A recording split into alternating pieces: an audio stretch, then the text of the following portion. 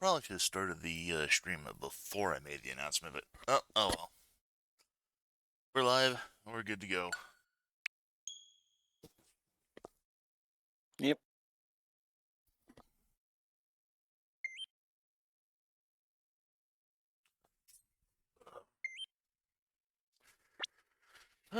Hungry, and I have no idea what I want to have for dinner after this.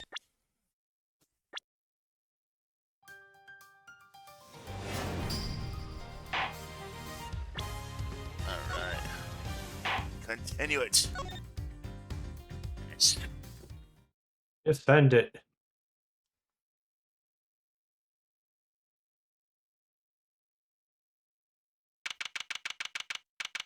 December 24th, 7:30 p.m. Contest venue. Stone's room.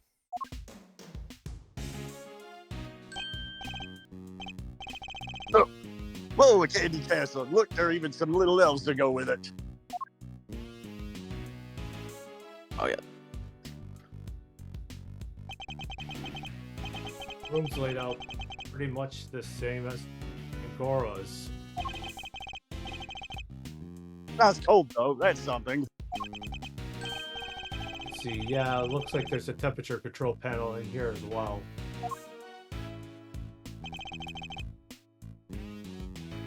Over there where that orange light is, right? We'd better take a closer look at it when we can. It's like a fairy tale storybook in here.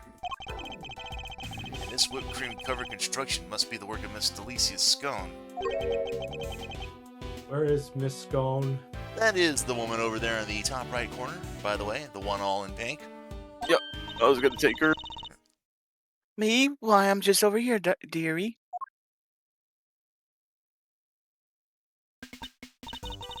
Well, just look at you lovely boys. Delicia Scone, at your service. Some cheeky blighters back... Oh, some cheeky blighters back in Blighty even call me Miss Delicious. Called a lovely boy at 34. Unexpected, to say the least. Lovely boys. Really? Even Mr. E? Oh, yes, dear. You, the detective over there. You all lovely boys to me. Nobody's lovely little boy, lady. Name's Detective Bad.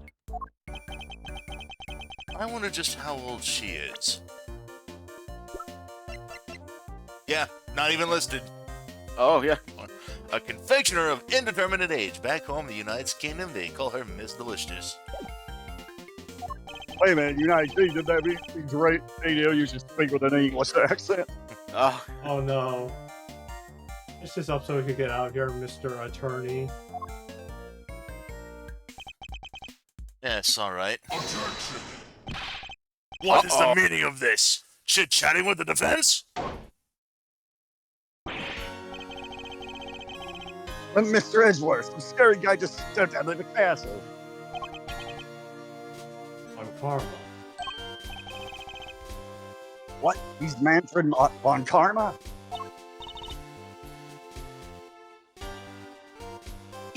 Sorry, mannequins. I'm trying. I don't know if I can do the UK, but I'll try. All right.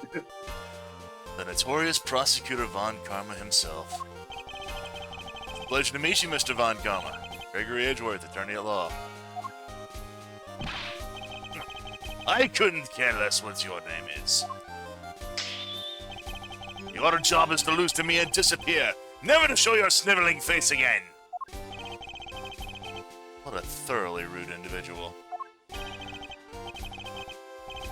Those piece of your hide, that furrowed brow. You're even scarier than I say. And you might want to keep such rude thoughts to yourself, Eddie. We were hoping you might permit us to carry out some brief inquiries, Mr. Von Karma. Ah!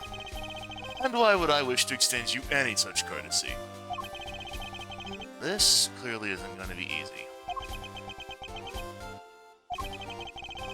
Well, so long as your inquiries are limited to this room, I suppose I'll allow it. What a sudden change of heart. You, the tall fellow! Name's Bad. Is that so hard to remember? people. I didn't ask for your opinion. The thoughts of a lowly detective do not concern me. But I do admire your spirit. Bad. See to it that these worms don't step out of line. Why do I have to? I am not offering you a choice, detective. I need to go and look over Gusto's room. Good day.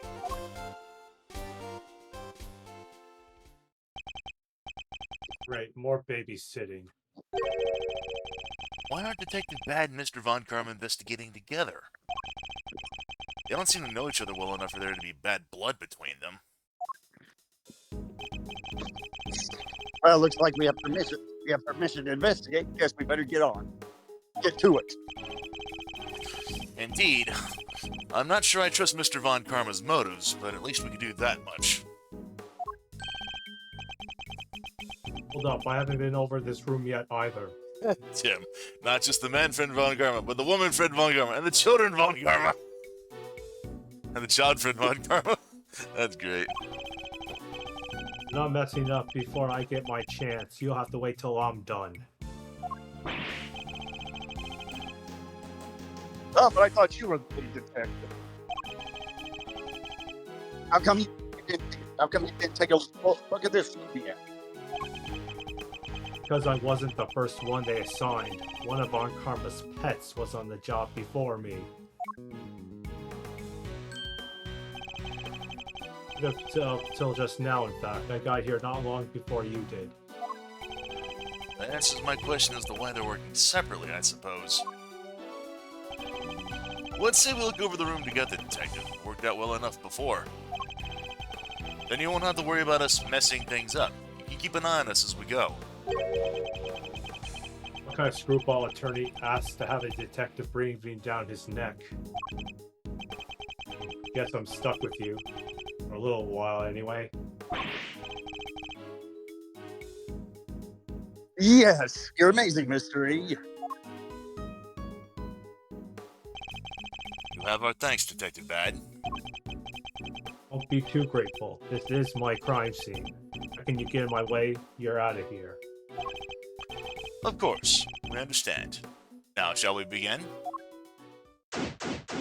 Alright, so Ben, before you do anything, there's an achievement you can get.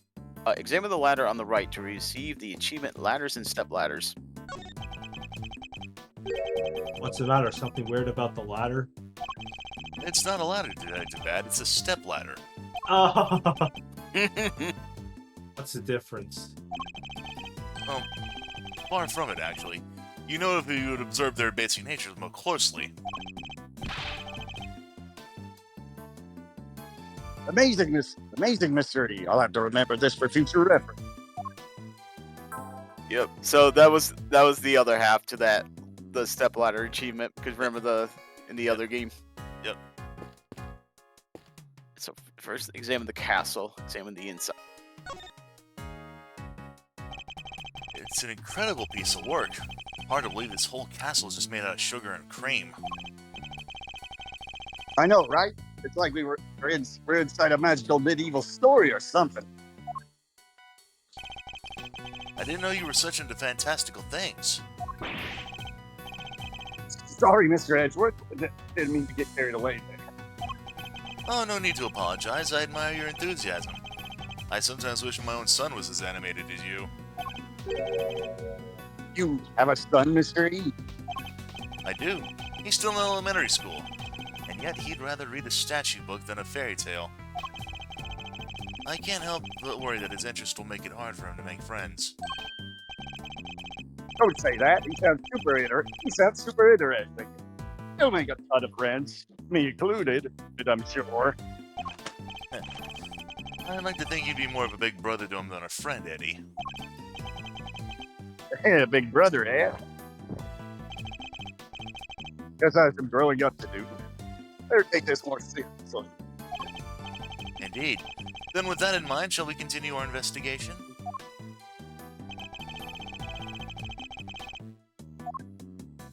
Yep. So examine the blue roll. The doors of the castle have been left wide open.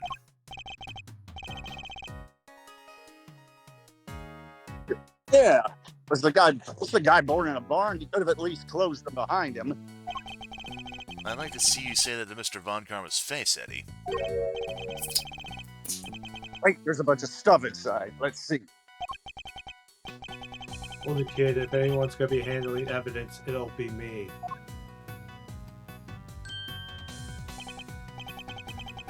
It's going all runny. The whipped cream is melting and will lose its shape at the slightest touch. It's all over the detective's shoes. Why are all these items being stored inside a candy castle? Alright, tell me what you want me to look at first. Let's look at the blue roll. There's a bunch of blue cloth back there. 1, 2, 3, 4 rolls altogether. Well, they certainly aren't made of candy. No idea what this stuff is for. Almost looks like somebody hid it. I think I've seen fabric in the same color somewhere else before. The big rock crystals? Looks like somebody was using the castle for storage. Kind of expected something a little more exciting behind those doors. Oh, I know. Maybe they're giant uncut gemstones. And maybe this whole thing is based on a story about a castle with a priceless treasure book hidden. I mean, your priceless treasure hidden inside. I think I'd treat my priceless treasures with a little more care. There's something on the bottom of them. Looks like a little... Oh. Right. This It's is... like a little stand or something. For some reason, there are stands mounted on the bottom of the rock crystals we found inside the Candy Castle. I was right. They are gemstones. The stands must be so they can put on Mr. Blood. Well, whatever they are, it seems they're not just a large set of paperweights.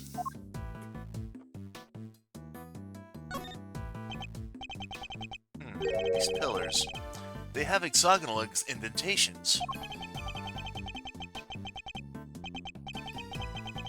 Looks like something's supposed to go in there. Well, whatever they were, they're long gone now. Hexagonal indentations, huh? I wonder. Oh, that was that was Jay. I'm sorry. Hexagonal indentations, huh? I wonder. There are hexagonal indentations in both pillars. I wonder what they're for. Castle's covered in whipped cream, so maybe a giant strawberry? A giant strawberry with a hexagonal bottom. Look, I like strawberries, okay? Can't blame the guy for wishing. I prefer bananas. Still. Or bananas, Blueberries for me. Eddie.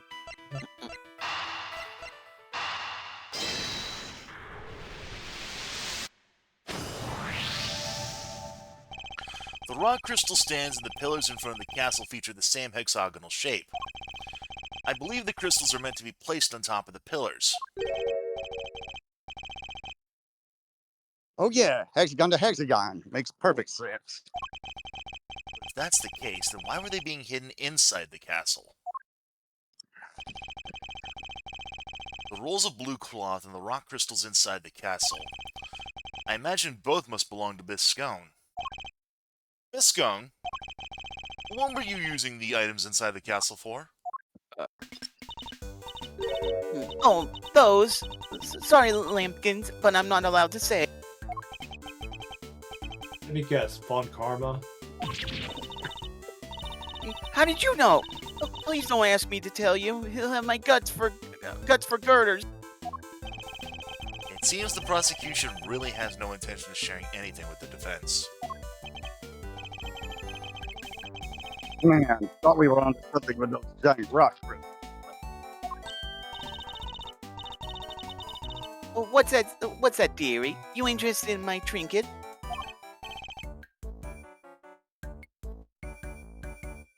Hold on a second.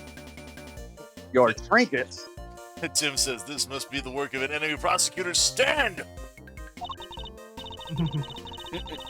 Yes, my sweet. I use them to make people all lovely and relaxed.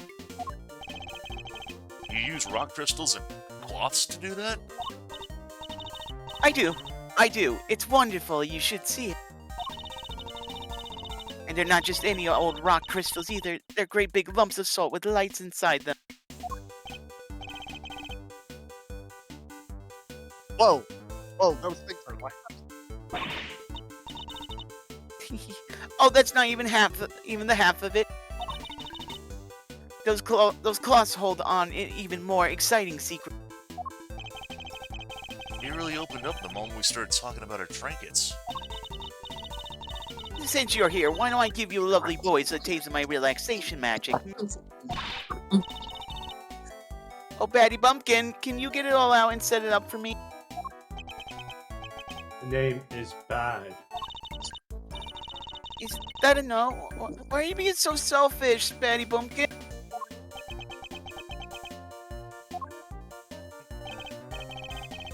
Have you finished taking photos of this room yet? Yes, sir. We have, sir. Help Miss Scone here with something, will you? Yes, sir. Right away, sir. Oh, you're a sweetie at heart, aren't you, Batty B?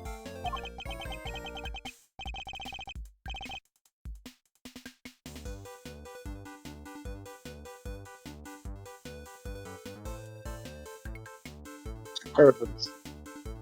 Yep. What's going on? What? I just second. Yep.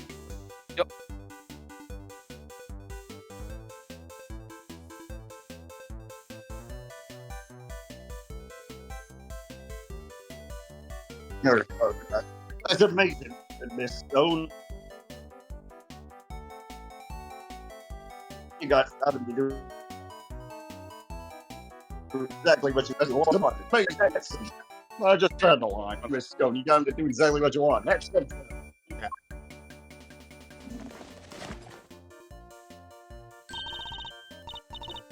Oh, thank you ever so much, Batty. Oh, and you little officer, and you, Officer Love. He's even giving nicknames to the forensics guys now. I guess it's her way of showing that she cares. Well, what about this is supposed to be relaxing exactly?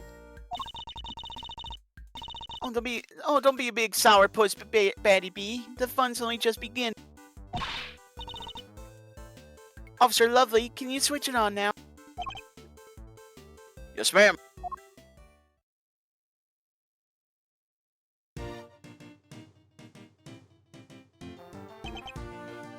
Oh, What? Wow! It's beautiful. It is. I wish my son were here to see it. Isn't it though? Isn't it just wonderful?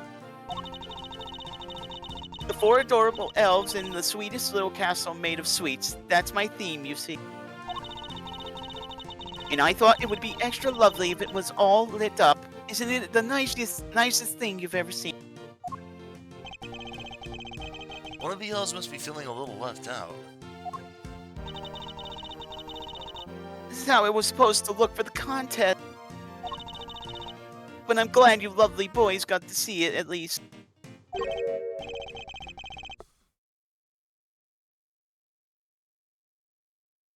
Wait, shouldn't the lamps be lit up too? Oh, what's happened there, I wonder? I think we better take a look at the lamps and the elves one more time.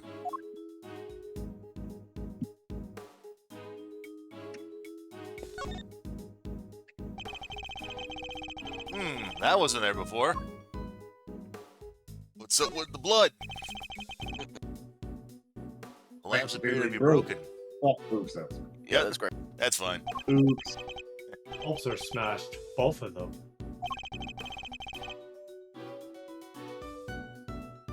Maybe they fell and broke on the floor?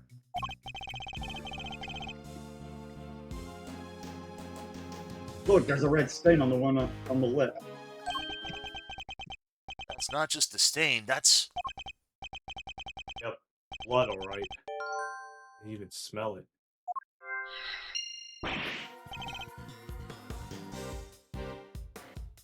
What? Blood? Why is there blood on this lamp? Could it have something to do with why its bulb is smashed? Better take a closer look at the other one as well.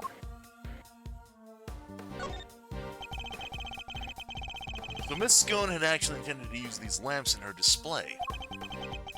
Why were they stashed inside the castle? Think because they're broken? Except there's plenty of other places she could have put them.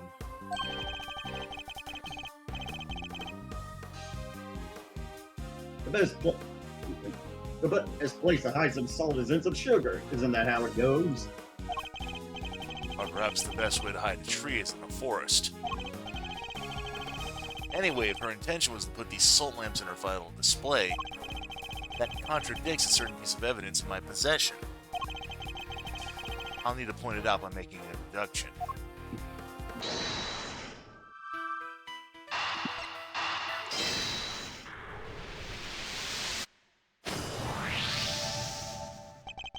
We know that the victim was struck and killed with something blunt. And we found blood on one of the lamps, which has a smashed bulb inside. Could the lamp not have been our murder weapon? For sure, it can definitely do enough damage to kill someone.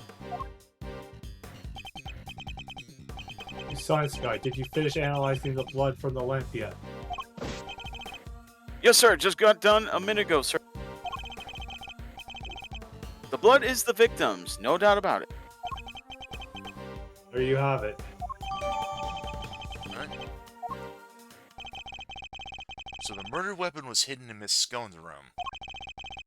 Beginning to think we may need to add her to our list of suspects.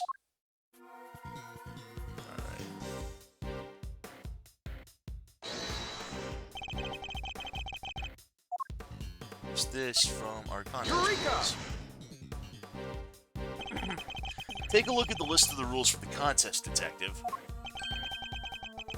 Non-confectionery items may not be used as decoration. That means our salt lamps and the luminous cloths would have both been against the rules.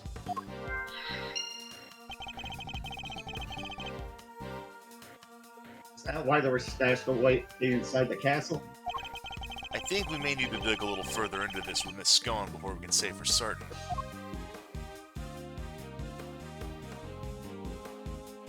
Door. Dim in the right on the right side of the back wall.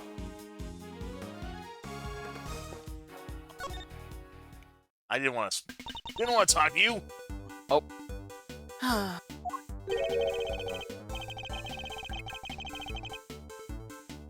What's the matter, Miss Scone? You seem a whole lot less cheerful than you were a minute ago. Is it Mr. Von Karma? Did something happen between the two of you? Why, yes, nothing happened at all. But you just said yes. That was a hello. Yes, you silly boy. Aren't you just the sweetest little sugar dumpling? Remind me, what was your name again? Eddie. Eddie Lumpkin. Oh, you go far, dearie, I can tell. Eddie Lumpkin? Seems our English gentlewoman has taken a liking to you, Eddie. No small accomplishment.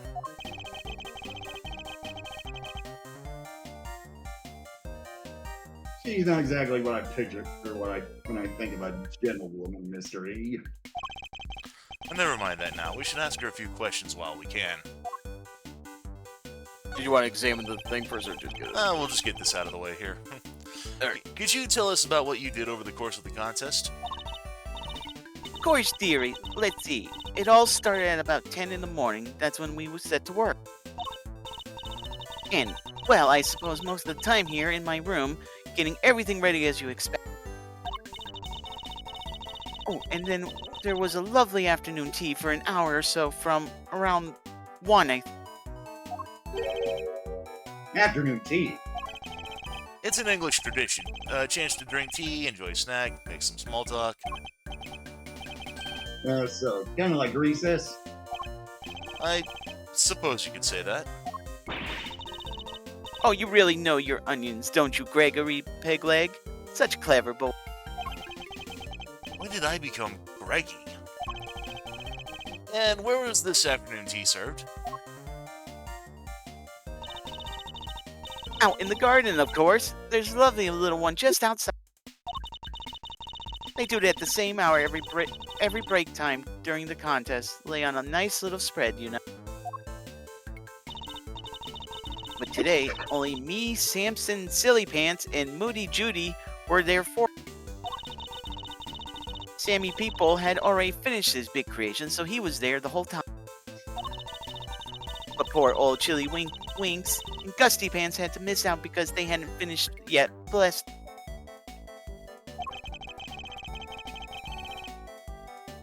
So you're saying everybody except Mr. Frost and Mr. Gusto were present? That's right, dear. To tell you the truth, I haven't finished yet either. But I wasn't about to miss out on tea and cakes served by our two TV superstar. I went right back to work when I finished, though tootled off while the others were still nattering away. And at any point during the contest, did you visit any of the other competitive rooms? What? No, dear, don't be silly. That's strange, because your fingerprints were found in Mr. Tangaroa's room. God ran it. Wait, so you admit you were there? Oh, well, I can hardly deny it now, can I? But I didn't kill anybody, I swear. I suppose I better tell you what really happened. Just promise you'll believe me, won't you, dear? What exactly were you doing in Mr. Tangaroa's room? Well, I suppose you'd call it research. Research. Sammy Poopy's a dab hand when it comes to the old sweet making. Everybody knows that. So when I noticed there was no one in there, I just popped it in for a quick bit of research, like I said. What kind of research leaves fingerprints? Yes, well, it stands to reason I'd leave fingerprints, doesn't it? Oh, she ate some of it. After all, it's hardly research if you don't have a little nibble now, is it? And yeah, just hits the head right on the head, actually. What? You ate little pieces of them? So the traces of tampering in Mr. Tangaroa's room, that was all you? I'm ever so sorry, sweeties. I didn't mean to make a mess. I had to take a little bite here and there, didn't I? I didn't want poor Sammy People getting upset, so it was just the teetsiest. Oh. It looks like that's it. It looks like that's his Sammy Poople. Oh. Yeah. Oh, Sammy He Poop. was there. Yeah. Oh. It did. Alright. I wasn't gonna correct him, but yeah. Alright, I didn't want poor Sammy Poople getting upset, so it was just the teensiest bits and pieces. Yeah, sorry about that. And the stand holding up the ship, you took a bite out of that too, I suppose? Oh, yes, dear. Of course I did. It was you? You brought the whole thing crashing down? I'm sorry, my lovely. Truly I am. Hold on, is that why you left at the afternoon tea early? You were heading off for a second, helping the sweets? Look, just please believe me. I never killed anybody. I promise. Her actions were certainly suspicious, but that's about all we can say for now. Alright, so now you But yeah, this woman here, this, you can pretty much say, is pretty much the whole reason why everything happened to begin with. If it wasn't for her, none of this would have been, none of the rest of the series probably would have been for everything. Wow. This elf doesn't have an illuminated cloth over like the others. It's not fair to leave the poor guy out, Miss Scone. Well, I didn't want to, did I, dear? But one of my cloths and one of my little machines went missing. Well, then, what sort of machine exactly? Oh, you'll never guess how it all worked. Those luminous cloths are connected to these little thingamajigs. They're called full spectrum light emitting devices. They send light down the main cable and into each optical fiber strand. That's what makes the cloth glow. With a little bit of fiddling, you can change the light to any color in the whole wide world. Bright red like ferocious fiery flame. Cold blue like clinking crystal of ice. They have these special batteries that last for donkey's years, and they don't mind the cold at all. Forgive me, so these machines, they...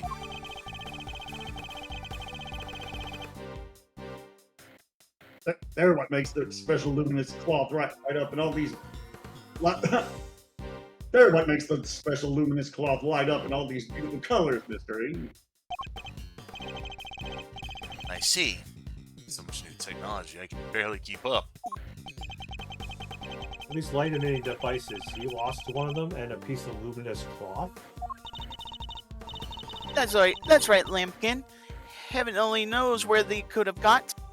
And Tim said, yeah, her apron's kind of a clue given the last case we dealt with. Evil ventriloquist doll-looking Mrs. Pinkie Pie clone. It's cloth. It could have something to do with the case.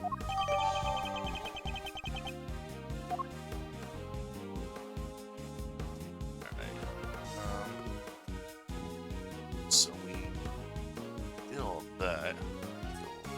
Okay. I think you can Was talk it- to her again. Yeah, Was because there she has something in another. the water you tried to... I thought it was this one here. I wasn't. Oh, Okay. right. I forgot the cloth was the one that was missing. She Oh, doesn't I have thought any- she was supposed to have another. Maybe you I- should present it? I know we need to examine this first. Oh, There's a small door on the wall here, just like in Mr. Tangaroa's room. Here, I'll open it for you. Temperature 68 degrees, light set to green. Didn't Gusto say cream needs to be kept at 50 degrees? Turn here's too high. That is odd.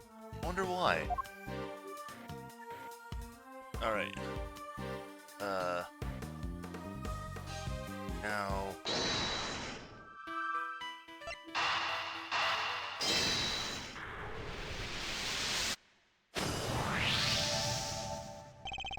The whipped cream in this room is collapsing because the temperature's too high. 68 degrees. My messed up shoes can vouch for it. And yet... When you open the doors to the castle, the handles themselves were just fine. Yeah, they were sturdier than expected. Dirty? That's not the way I would describe most things made of confectionaries. I think we'd better take another look at those handles, don't you?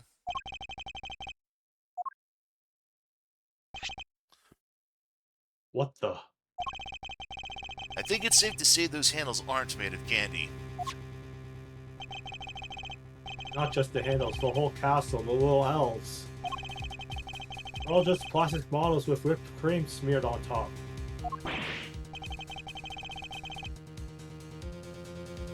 What? None of this is confectionery art after all. Oh, it's simply made to look like candy, with the cream having been added to lend it all an air of authenticity.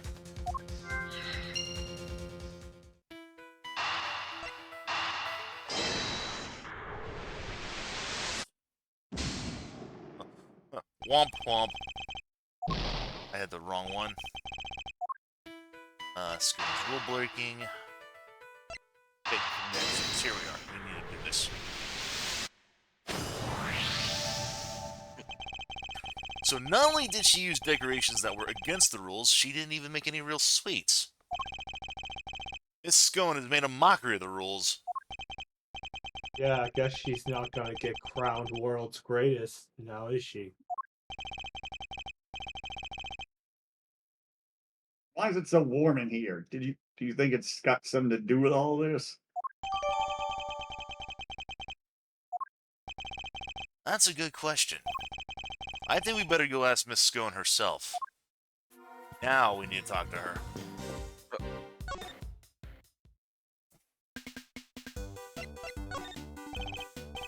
Miss Scone, why is the temperature of your room set to 68 degrees? Because I hate the cold, don't I, dearie? And besides, being chilly is no good for a girl. If I want to keep my fresh face complexion, I've got to be careful about these things. We ladies have to stay young, don't you know? How old is she really? That's what I'd like to know. It's not polite to speculate on a person's age, Eddie. But most of your work is made of whipped cream. Whipped cream needs to be kept at 50 degrees or it starts to deflate. Is that so, dearie? Well, silly me, eh? I've only gone and made a whoopsie. Wait, she really didn't know that? Scone doesn't seem to know basic facts about making confectionery. Old pot confectioner my foot. Not only did she break the rules by using fake candy, she's ignorant of basic facts about her supposed craft. Miss Scone grows more mysterious by the minute.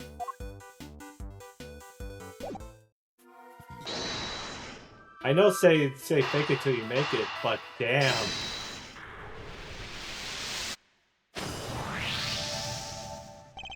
Miss Scone appears to lack basic knowledge about how confectionery is created. And she says that she snuck into another entrance room for research purposes. Hardly the actions of a world-class confectioner competing for a major prize. Yeah, not how I picture a top pro acting.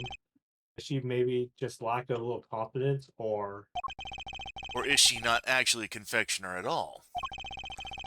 Perhaps she had another agenda altogether. After all, we only have her word for it that she went into that room to do some research. Wait, you mean maybe she went in there to commit a murder? There's no way of saying so for certain just yet. But she is hiding. That much I'm certain of.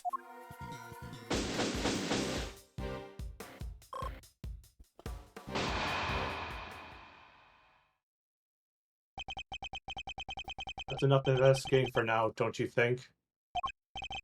Yes, we've certainly found plenty of interest. Something's been bothering me for a while now. Mr. Von Karma would have surely found the murder weapon when he searched this room. And yet he didn't arrest Miss Scone. He didn't even seem interested in questioning her. I think our first priority should be to find out what he's really up to. Detective Bad, I have a few things I'd like to ask Mr. Von Karma. Me too. M.N. Scone. Hey, how could you... Batty Bumpkin, stop staring at me like that. It appears Detective Bad is just as suspicious of Mr. Von Karma and Miss Scone as I am.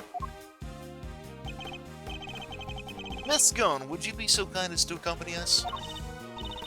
Of course, dear. Where are we off to? Find Mr. Von Karma. December 24th, 8:05 p.m. Consistent venue, Fountain Room. Mr. Von Karma, we'd like to speak with you if that's alright. Tisk. Judging by your faces, I'm guessing you found the murder weapon. We did. It was in Miss Scone's room. Which means Mr. Tangaroa should no longer be the only person of interest. Ah, nonsense. It doesn't matter where the weapon was found. Tangaroa is guilty.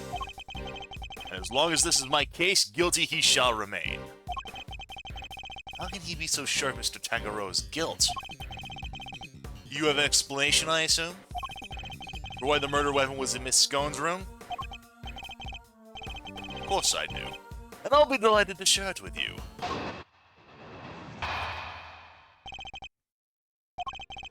Tangaroa killed Frost with one of Scone's salt lamps in order to frame her for the murder. To complete the deception, he took it back to her room once the deed was done.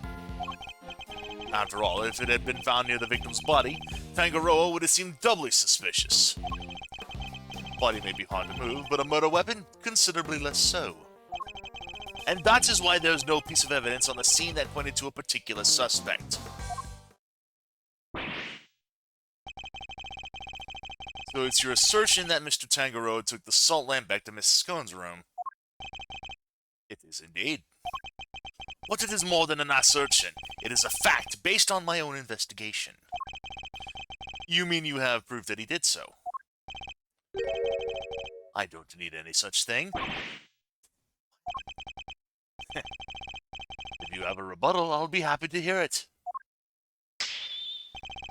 But I highly doubt you'll be able to fault my logic. Yeah, present the crime scene notes for the luminous cloth on the 5th stage. Right.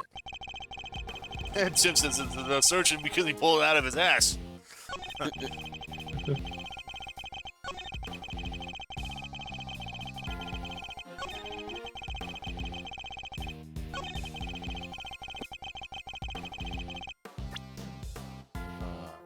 Luminous claw. Objection!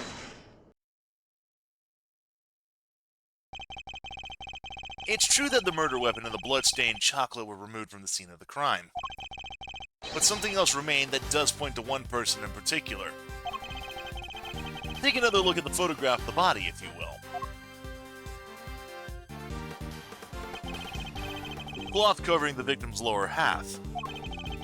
Is that not one of the same luminous cloths we found in Miss Scone's room? What's that, dearie? One of my lovely, colorful cloths at the scene of the crime, you said? Luminous cloth? Nonsense! I see no light to speak of. Guess he doesn't know how it works. It may look like ordinary fabric at first glance, but attach one of these light-emitting devices, and the difference soon becomes apparent.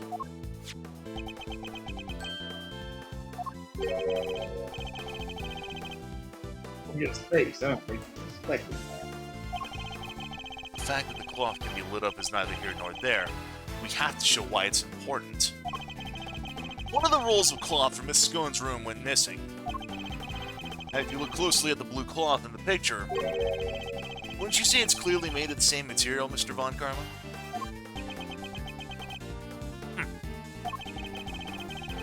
The salt lamp and the luminous cloth both belong to Miss Scone. And seeing as that the body was wrapped in said cloth, surely even you have to admit that's suspicious. Mr. Von Karma, I think it's time to accept that a number of factors point to Miss Scone as a person of interest.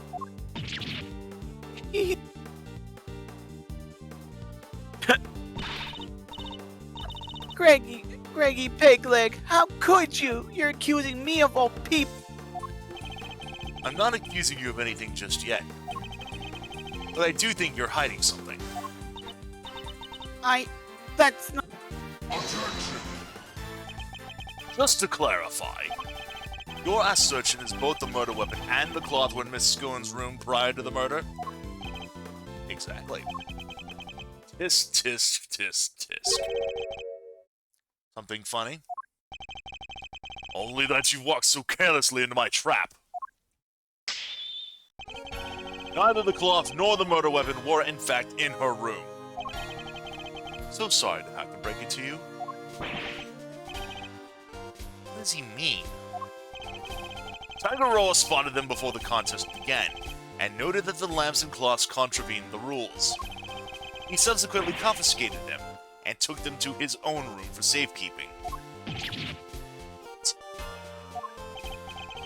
Then, after the contest began, nobody saw hide nor hair of Frost, as he secluded himself in his room. and the only person capable of entering his locked room was Tangaroa, possessing as he did the only key. And as you now know, he was also in possession of the lamp used to commit the murder. So you see, I've had everything I need to get Tangaroa convicted all along. Well, how does it feel? You have lost to me before even setting foot in the courtroom. This can't be happening. Wait, all of our hard work was for nothing? Miss Stone? Why did you tell all your stuff was confiscated by Mr. Tangaroa? Well, dear. Mannequin said that if I spilled the beans, I end up being the one under suspicion. Mr. Von Karma said that? And he wasn't wrong now, was he? You two accused me yourselves just a second ago. Tisk. Pathetic. It's you, Von Karma. Led us to the murder weapon knowing we made certain assumptions as a result. One more thing, my pathetic friend. There are 2, and only 2, sets of fingerprints on the murder weapon. 2? Yes, those of Delicious Scone and Samson Tangaroa. No others were found. Tangaroa used the lamp he had confiscated to murder Frost, and was foolish enough to hide it in Scone's room without first removing his own fingerprints. Tisk. At this rate, no one will even need to testify. My perfect evidence will do all the talking for me as I secure his guilty verdict. Objection! But wait! What about the luminous cloth that was left behind in Mr. Tangaroa's room? What's about it? He probably meant to return it after disposing of the body.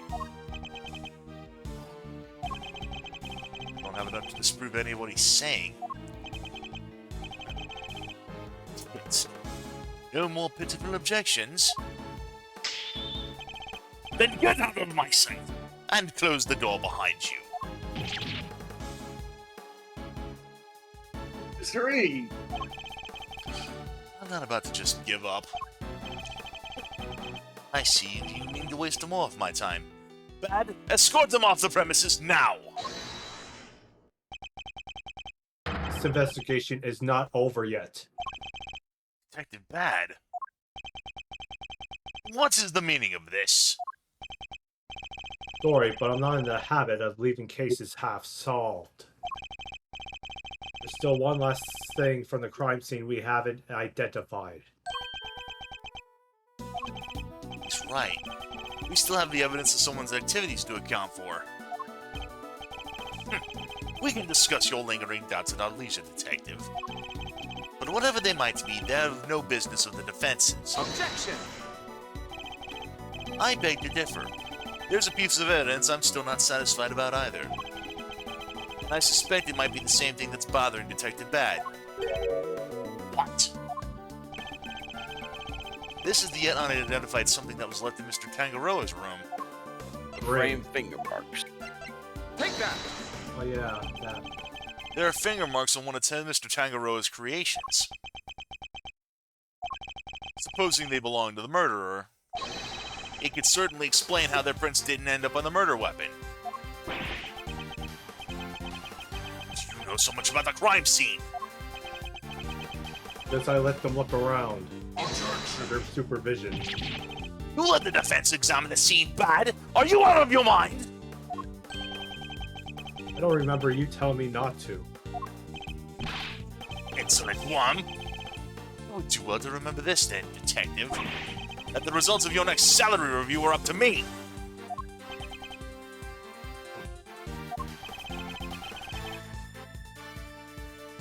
Detective Bad's in trouble.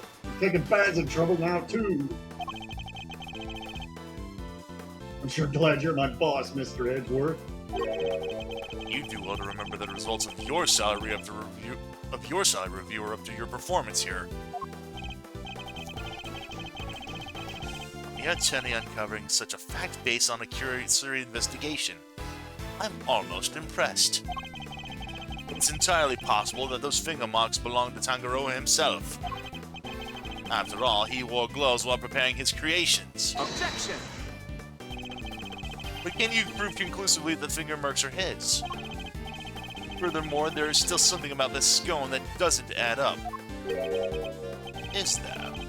Or are you simply not prepared to admit defeat?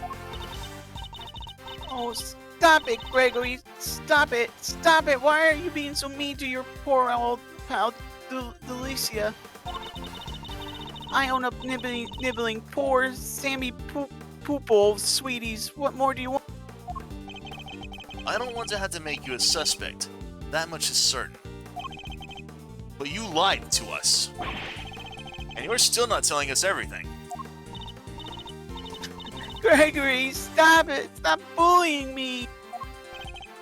I'm sorry, but you don't even know the temperature whipped cream should be kept at. What kind of professional confectioner doesn't know something as fundamental as that? I'm sorry, alright? I'm sorry. I'm just a silly, muddle-headed girl. What more do you want me to say? I don't think you're muddle-headed at all. I think that you were never a confectioner in the first place. Enough! I'll thank you to keep your baseless accusations to yourself! Evidence is everything in a courtroom, in case you've forgotten. If you're going to accuse a witness of perjury, then I demand you present something to back it up! But this isn't a courtroom, is it? Nevertheless. What proof do I have that Miss Scone doesn't know the first thing about making desserts? Fake confection.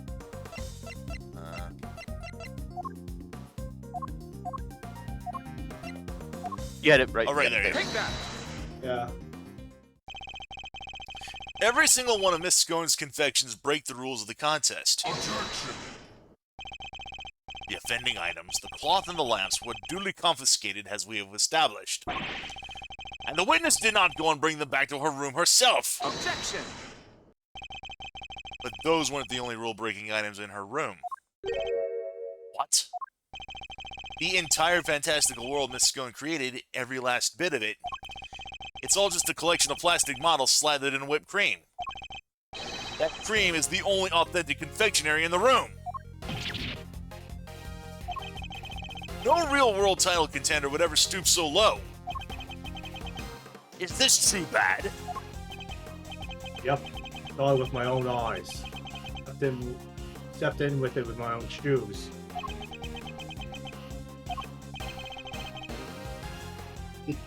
Did we finally convince him?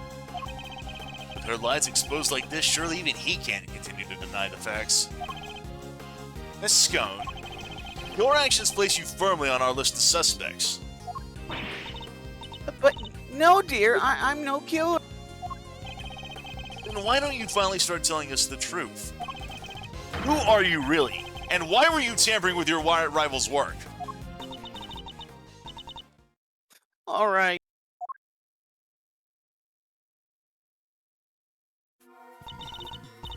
The truth is, I'm not the adorable little cook you see before you. I'm actually a pharmacist, if you can believe it.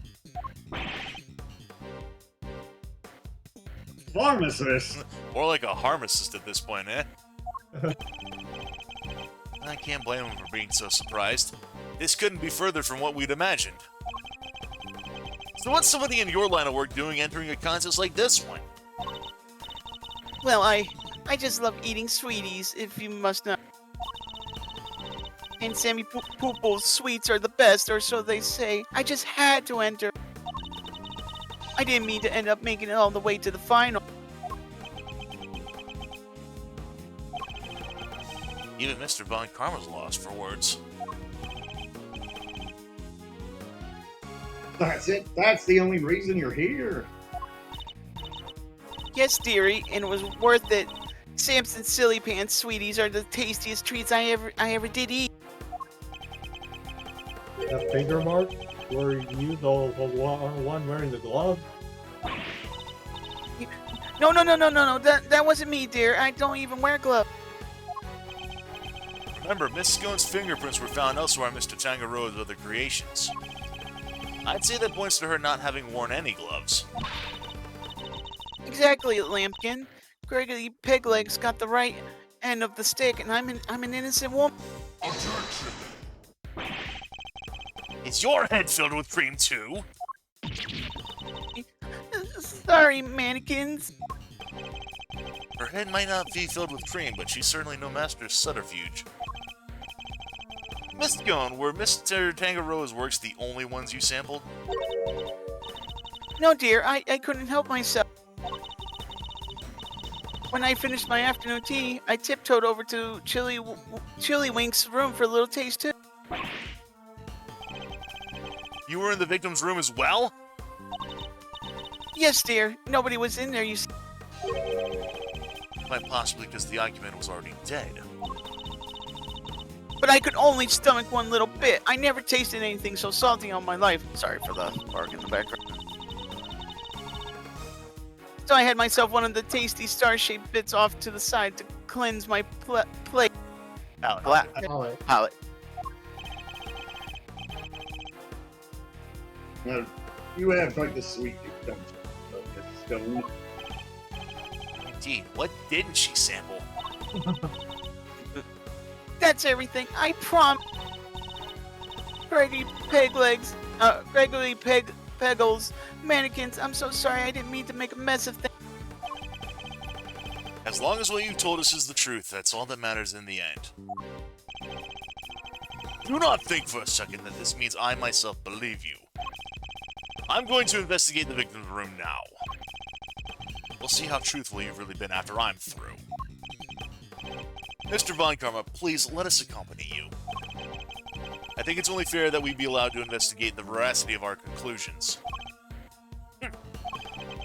Accompany me if you'd like, but don't think for a second you'll be permitted to conduct your own investigation. We'd like to accompany you all the same.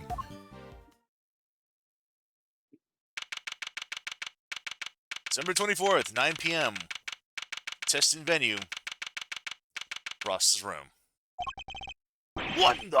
What is the meaning of this?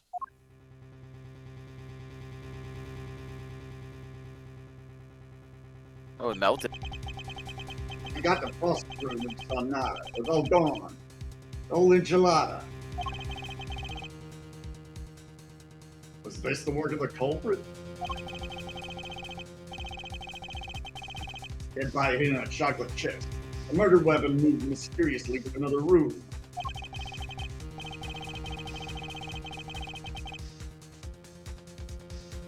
This case was a real peach, and it's going to take a serious sleuthing to get to the bottom of it all.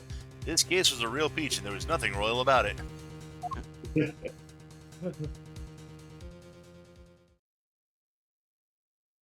So how long ago was this? Like 18 years ago, was it? Yeah, it was like 17, 18 years, yeah. Alright, because from what I looked up about her age, apparently she's 42. Alright. Scone is 42. Yeah, Tim was even mentioning, like, she looks low-key like she belongs in Cuphead. Knees weak, arms steady, arms heavy, mom's enchilada. Yeah.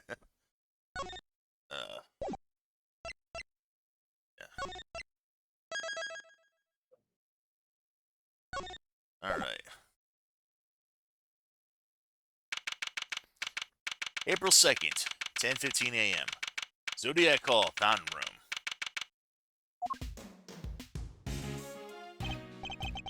Oh, went deep on that.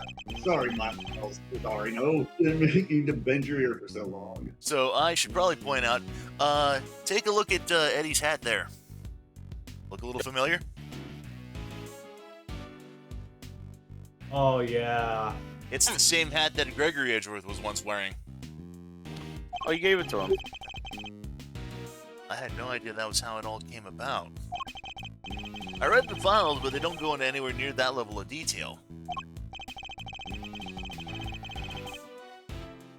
I'll bet they paint things in a much rosier light for the prosecution, too. Von Karma was the one in charge after all. So what happened with the case after that? Well, what with the Well, what with the ice sculpture branches, it hit a bit of a rough patch.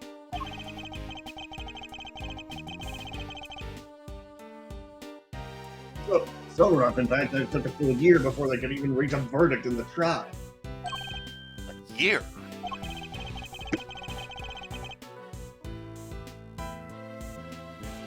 This was back before they brought in the whole initial trial.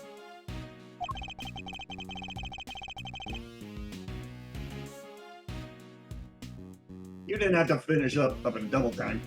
You didn't have to finish up in double quick time like you do nowadays. I see. Did they ever find out how the victim's creations managed to disappear? Well,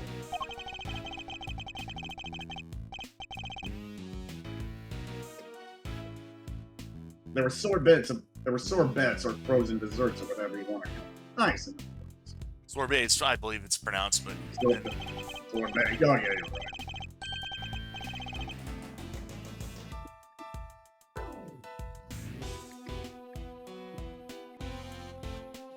And if it's made of ice, it can melt, which is exactly what they concluded must have happened.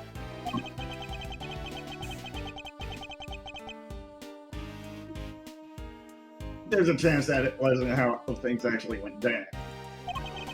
What do you mean?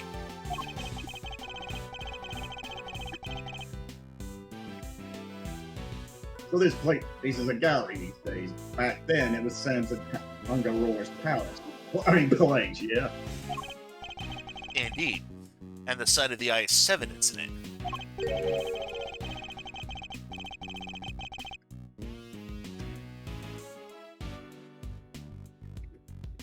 Well, where's Frost Ice sculptures are suddenly back on display 18 years after that fateful day?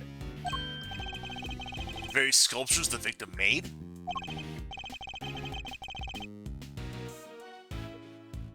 Who knows? Could be they just modeled on the originals.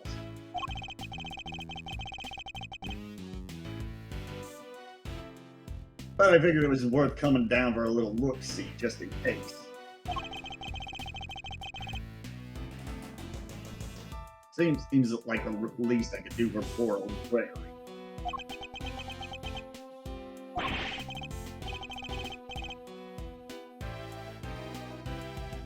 Well, alrighty then. Let's go take a look at these icy marbles, shall we, kiddo?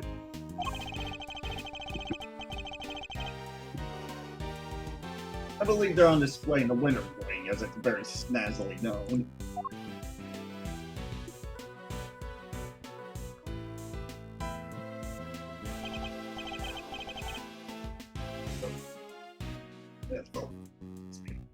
So, winter wing.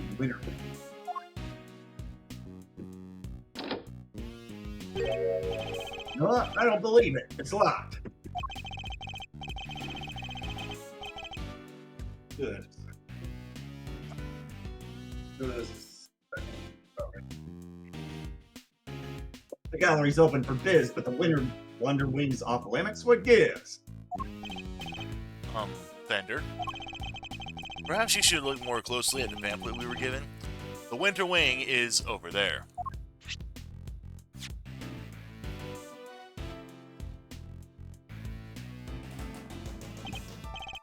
It is green. Could have sworn it was this. Anywho, shall we? Time to dive on and see what we could have seen 18 years ago. Just a second.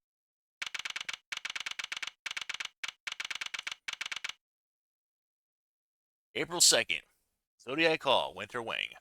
Oh, look, two familiar characters. Oh Yep. my god.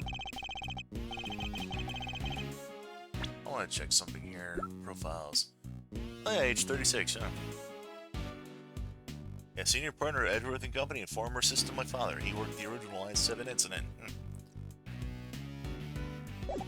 I didn't think we were going to see those two again. Yeah. Yeah, I kind of mentioned earlier that back when we were doing that game that, yeah, this wasn't the last time we would be seeing Ronnie and Desi up to light. I thought they would be farther in the background, not in plain sight. Yeah. Yeah. I see they're still... Right. I see they're still keeping chilly as all heck in these rooms. I'm about to turn to a popsicle stick. It is the Winter Wing, you know. But you're right, it's like a freezer in here. Could be a trick of the light, but it feels like the whole room is made out of ice.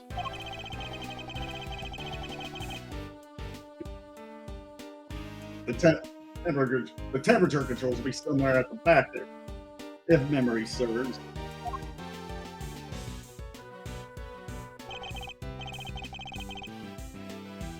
Hey, Master, can you go peek the degree count?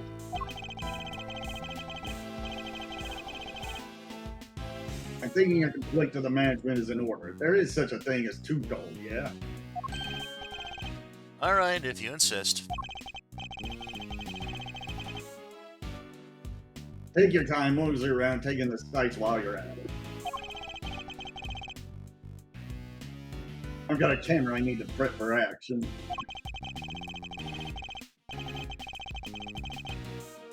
Feel like your pipe might feel like your pop might appreciate a picture of all this. I'll put it on his grid so he can have a gander. Of course. Yeah, talk to them first. Yeah. This is you, Jay. You were the woman. So, how about this? I scream, oh no, this must be the work of that villain, the Mask. Yeah, and I go, that's me, the legendary Mask, the Mask. The Mask.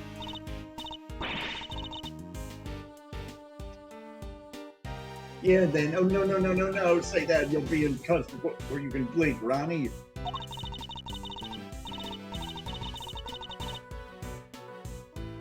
You gotta take this more seriously. Otherwise, how are we gonna get this to market to sell? What exactly are these two plotting? Yeah. I love the fact that, like, this is one of my favorite little tidbits is that they did kind of mention this in the credits, but now that we actually see like Desiree actually plotting this stuff with Ron, they just feel like a regular old burglar couple. Who's the guy to the right? Is that a new character? EJ I think that's a kid character from long ago. this is actually going to be an upcoming character, but we'll go ahead and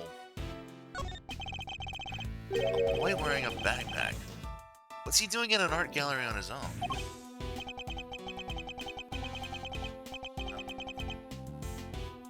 Who's voicing this one? I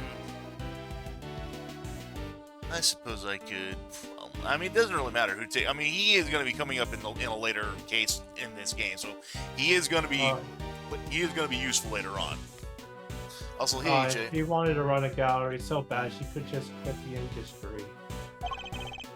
I don't get it. I just don't get it. Does this boy know the owner of the gallery, perhaps? Huh. Fender, I can't seem to find the temperature controls you mentioned. Yeah, it's a little tricky if you don't know where it's at. Here, I'll have it open for you in a jiffy.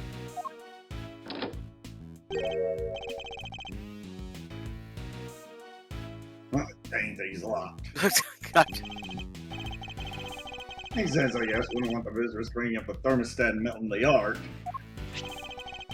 According to the pamphlet, the winter wing is kept at a constant 27 degrees. Hoo-wee, that's colder than a snowman's cold best. I'm gonna freeze to death in here. Because there's only one thing for it. Somebody's getting a snuggle. Hey, what's with the icy stare? You want me to freeze to death? No.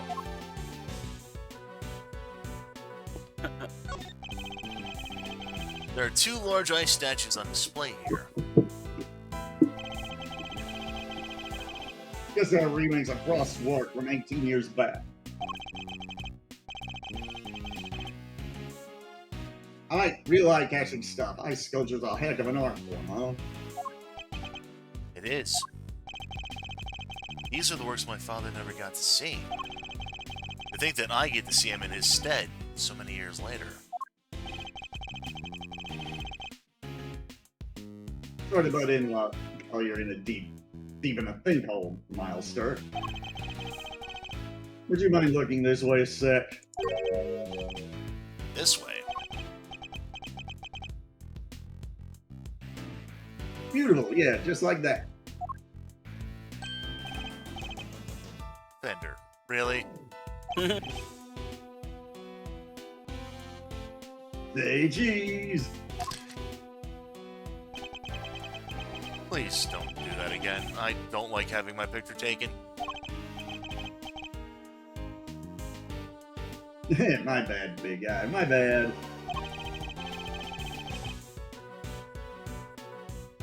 Had to check if this whole thing was still working was all.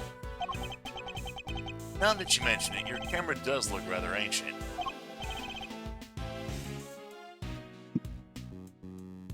Yep, vintage model. You ever heard of it? You ever heard of an instant camera? It develops the picture right after you take the shot. Don't twist my noggin trying to think how it works. I know what an instant camera is, although I've never used one. Should have known, Mr. Know-It-All would know it all. You really are your father's son. Alright, step aside. I need to get some good shots of the room here.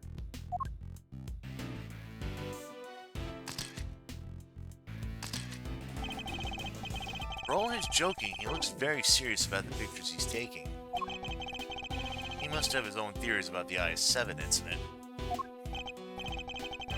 Ooh, I should have been a paparazzo. These are gold, and they develop right away when I see. Well, since you've already showed one to my face. Alright, Brainiac, question. What do these two sculptures represent? They appear to represent Taurus and Gemini, two constellations best observed during winter. Bingo! He shoots, he scores! Whew, you're a regular encyclopedia, Milester. Guess that's why this is the winter ring, right? Because I have the Winter Star stuff on display here.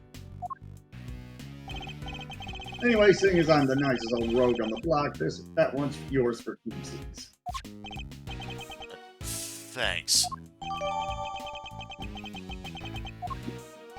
No, it doesn't. So the victim made these same Zodiac statues out of flavored ice for the contest 18 years ago.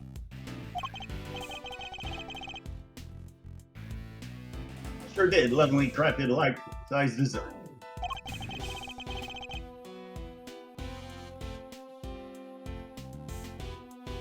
I only ever saw the excuse me. Yep, take your time. We are not in any panic rush.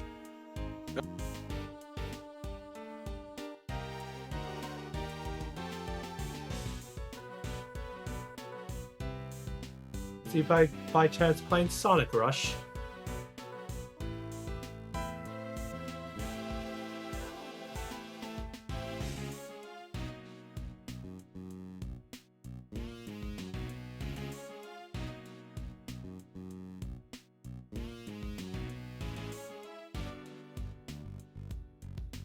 I only ever saw the old ones in photos, though.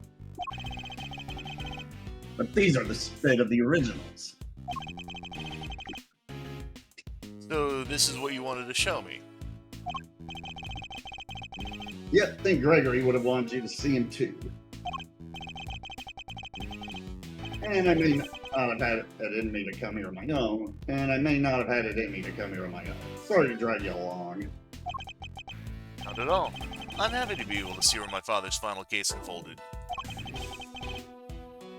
Good to hear you say so, Palio. Let's say we grab another quick snap to commemorate this heartwarming occasion. Absolutely not.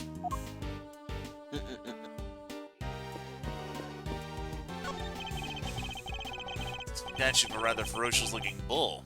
Not a gaze one would want to be fixed with. But then I was always taught to return a stare with a stare of my own. Although in this case, discretion might be the better part of valor. See. You have to examine the panel, I think? Or did you already do that? There's a huge block of ice on display here. It's being incredibly heavy, though maybe not, what with it being hollow on the inside. There's a constellation engraved into the surface along with an explanatory text. The Pleiades, known to some as Subaru. They form part of the larger constellation. Okay, so fun fact, Subaru is Geostellar's Japanese name. Pleiades, known to some as Subaru. They form the part of the larger constellation of Taurus. But why cram so many stars into one tiny part of a single constellation? As people in ancient times weren't hugely careful about such things.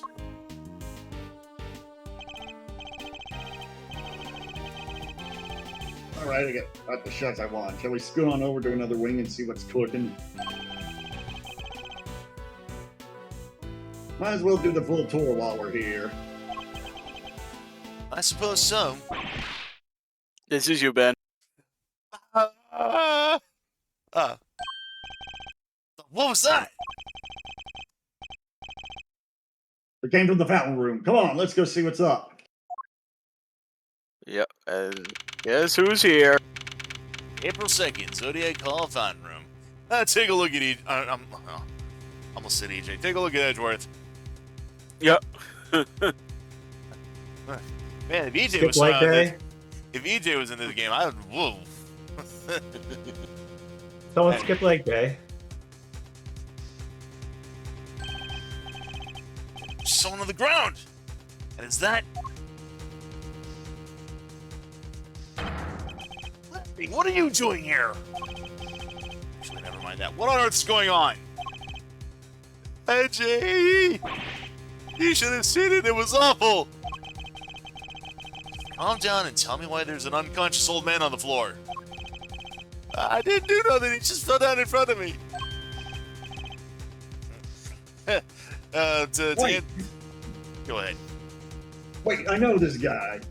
To answer EJ's question in chat about what about him, I said I accidentally said your screen name in place of Edgeworth. I was like, oh, sorry about that.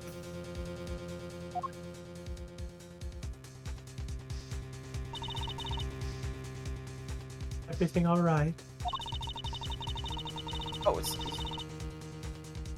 Yeah. who's talking? This would be You're you. right now. Was the me? Don't you know it's rude to make a racket in the art gallery, you naughty boy? Wait, the smell. Still breathing, but I know these symptoms. It's not safe, Miles. We need to get everybody out of here. Everyone with me. There isn't a moment to lose. There's poison gas coming out of that room.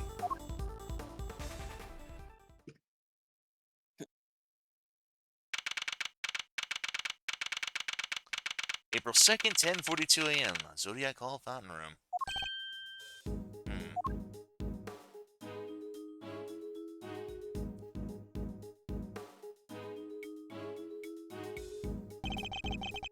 How's the victim doing, Fender?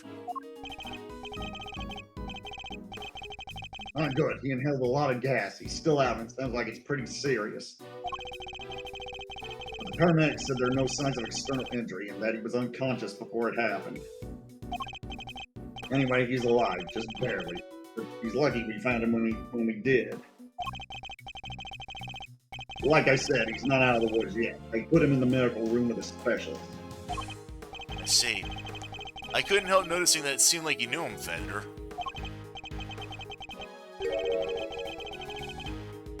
Sure, dude. That was Carmelo Gusto. He was here back when the whole IS-7 thing went down. Confectioner.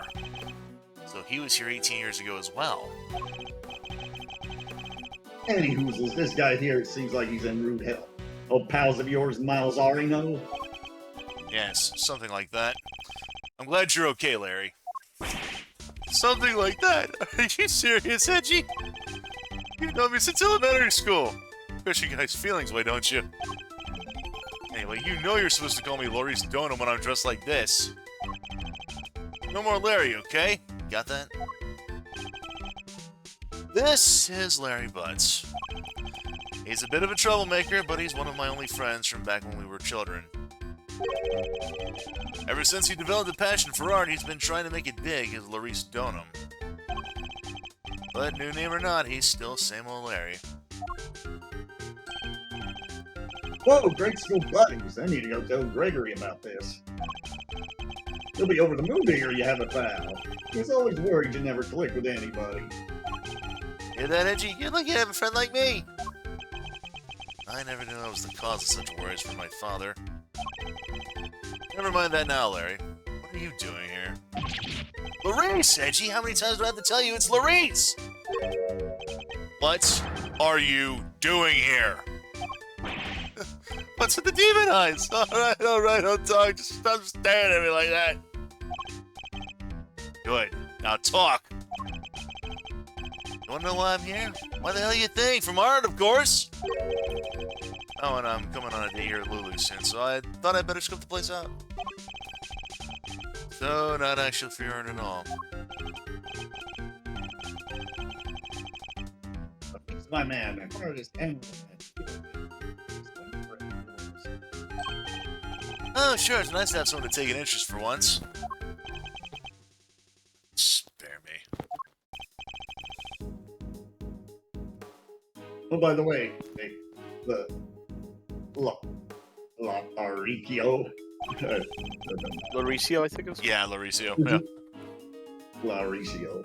Rico. Do you notice Mario? anything, victim? Nothing in particular. Didn't you say you'd see something awful? Oh, yeah, that. The old guy just appeared and then splat! It was on the floor. Scared the life out of me. But for once I had nothing to do with any of it. I don't look so proud. That's the least we should be able to hope for.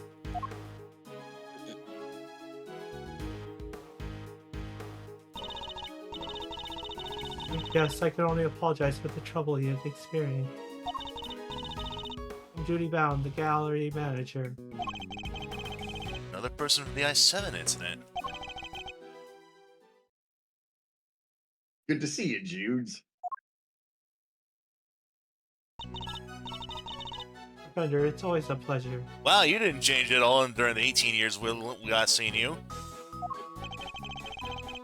She was at the reception desk when we arrived.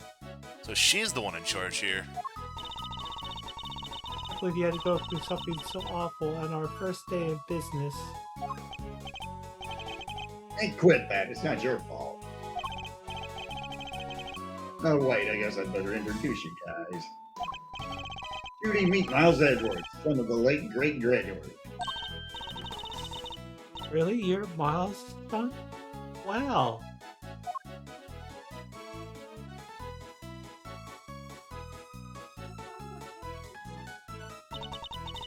This is fabulous. That great man's son here with us. 15 years have passed, but now look, he's here at last. Very lovely to meet you, Mr. Fine Attorney number 2. Judy, that was the bomb. I see you're in good voice as ever. Miles Edgeworth, Prosecutor. It's a pleasure to meet you. Oh, you're a prosecutor. I'm so sorry. Forgive me for jumping to conclusions. She's very polite, but there's something strange about her. Hey, Judy, can I get an autograph? You could write it in here.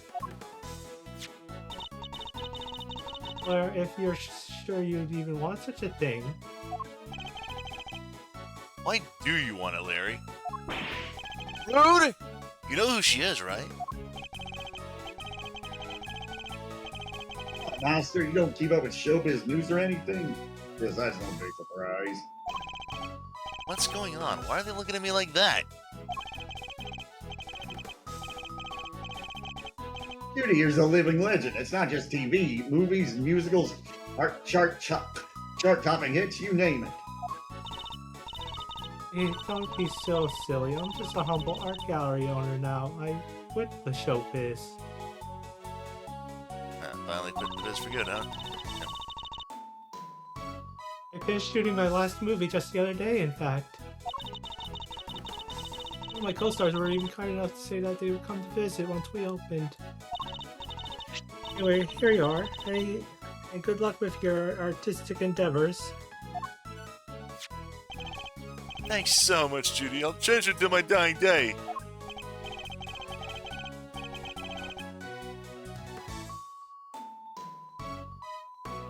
Ah, you and me are peas in a pod, Loris.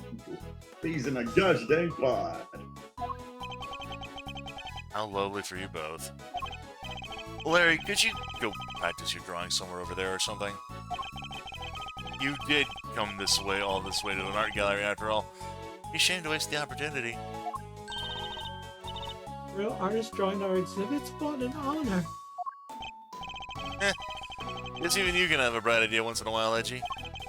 Alright, Judy, seeing as you were so nice about it, I guess I will. Be right back! Meow. He's a real live wire, that one. That's one way of putting it. I can only apologize. By the way, there was another woman with you before. Where is she now? You mean Delicia? Delicia Scone? In the medical room, helping to care for Mr. Gusto. They call it the medical room, but it's nothing quite so grand, of course. You can stay with them as I'm the only one on staff and I can't leave the gallery unattended for too long. Alicia Scone. We've heard that name before, haven't we, Fender? Perhaps. Sounds like our Oh, sorry. Sorry. Perhaps, sounds like our IS-7 bingo card is complete. Something tells me this isn't a coinky week. Perhaps I could offer you gentlemen a cup of tea. Drop the old Judy Bond special blend. Excuse me. A drop of the old Judy Bound special blend. Why not? We're all dying, so. That would be lovely, thank you.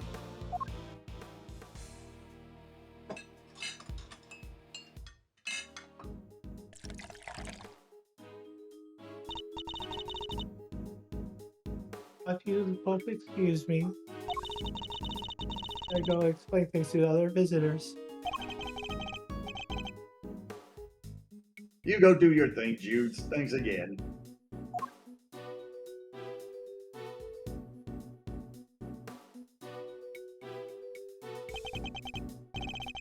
This aroma. Saline, I believe. Let's give it a try.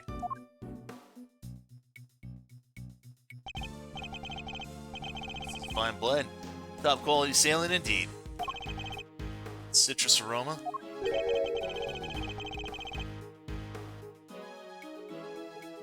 It's said to improve one's ability to concentrate, right?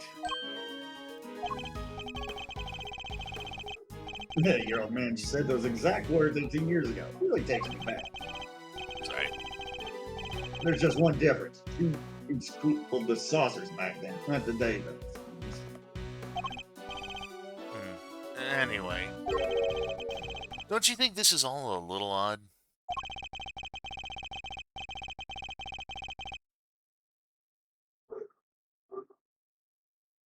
Every single person from an 18-year-old case all assembled in the same place at the same time? Yes. It almost feels as if an investigation's in order. Mr. Edgeworth, sir, you're alright. Mr. Edgeworth, Mr. Fender!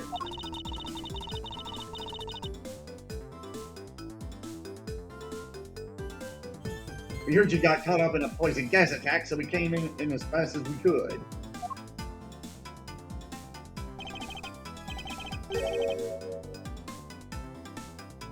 Well, if it isn't the cavalry, come on in. Well, if it isn't the cavalry, come on in, team. Come on, bring it in. No way. Besides, you're both doing just fine. Gummy and I got ourselves all worked up over nothing. Detective Gumshoe.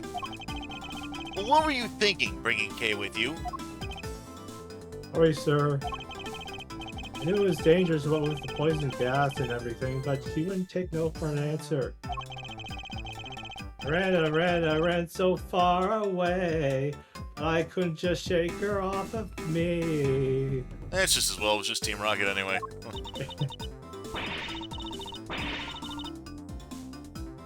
Yeah, when it comes to running away, the great thief right here is the world champ. Then run away. Don't chase the poor detective. And then it's supposed to be the other way around. All set, sir. Just say the word. I'll head in there and investigate. I love how he's actually wearing an actual gas mask. You can see it on his model. That's great. You guys stay here. That gas could still be dangerous. Alright, we're counting on you, detective.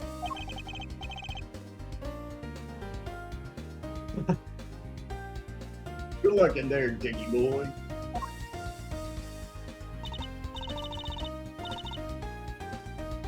No way, Gummy almost looked like a real detective. I'm so proud of him. But he is a real detective. Ouch.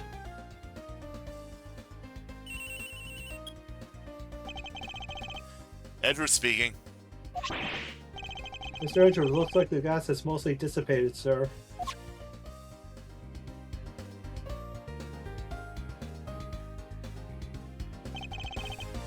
Very good, detective. Now calm down and tell me what you see. Yes, sir. First off, the exhibits. There's a statue of two people on the left side. And on the right, some kind of two-handed two-horned animal. Wait, a statue of two people and a two-horned animal? That sounds familiar. In fact, it sounds identical to the display in the Winter Wing. Other than that, the place is looking pretty damp. The sprinklers sprayed the place good. Must be what stopped the gas from spreading. Sprinklers? Are there any signs of a fire? No, sir, and the fire alarm hasn't been triggered either. Sprinklers look like the type that detect heat and smoke. And Tim said Gumshoe looked like he was back from City 17. Oh, When they detect something, they send an alarm, either fire or smoke, to the security room. Yes, they read the gas as smoke and triggered the smoke alarm that way. And was anyone in the security room when that alarm went off? This place has only one employee, and that's Judy Bounds, our manager, sir. She was at the reception desk across from the security room the whole time since the gallery opened. So she heard the alarm from across the way and turned on the sprinklers? It seems like they can only be switched on manually, and only from there. Wouldn't want the art getting soaked for no good reason, I guess. If it's manual, you could probably even check how bad the fire was and try to get some stuff out first. So the security setup is geared around protecting the exhibits. That makes sense in an art gallery, I guess. Alright, one more thing. It's freezing in here. This isn't the autumn wing. It's a deep winter, midwinter wing. So the autumn wing is cold too? Check the temperature. It's 26.5 degrees in here, sir. Why is the autumn wing being kept at the same temperature as the winter wing? That's all I have for you. Let you know if I find anything else, sir. Understood. Thank you, Detective Gumshoe. April 2nd, 11:15 a.m. Zodiac Hall, Fountain Room.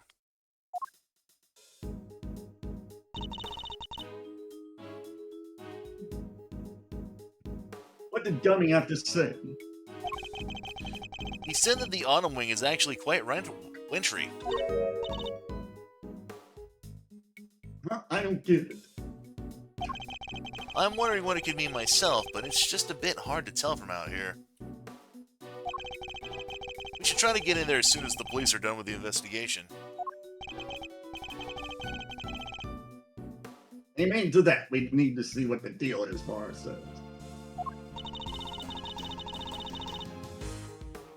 Is there anybody else who might know something in the meantime?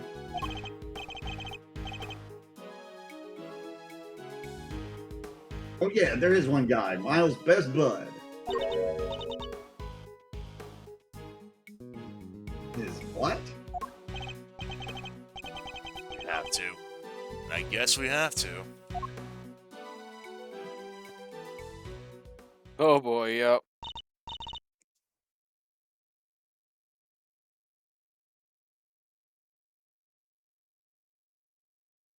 Dude, No, wait, that's...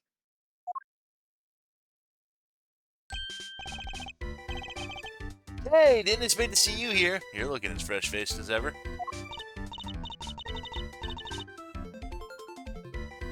Yeah, yeah, no, long time no see, Larry, right?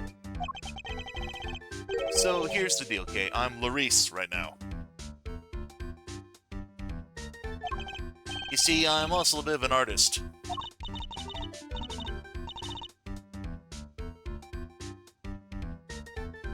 Ah, so it's your alias. I like it. Good to see you, Loris. I always knew you were a nice, thoughtful kid. Unlike some people. I have some questions for you, Larry. What the? How am I suspect? Just because I found the guy doesn't mean I did the crime! Never said you did. I just need you to tell us what you saw, and also, how the hell do you know Kay? You said you said something awful. How so exactly? Look, I didn't see nothing, I didn't do nothing, okay? I don't know nothing about nothing! I don't think actually, I did. I think Larry and Kay met each other during the what was Yeah, that case? the fifth case last game. Oh, right. That was because Larry was working as Blue the Steel Badger? Samurai. Yeah, Oh yeah, Steel Samurai. right. I actually kind of forgot about that. Oops. I don't think I did anyway.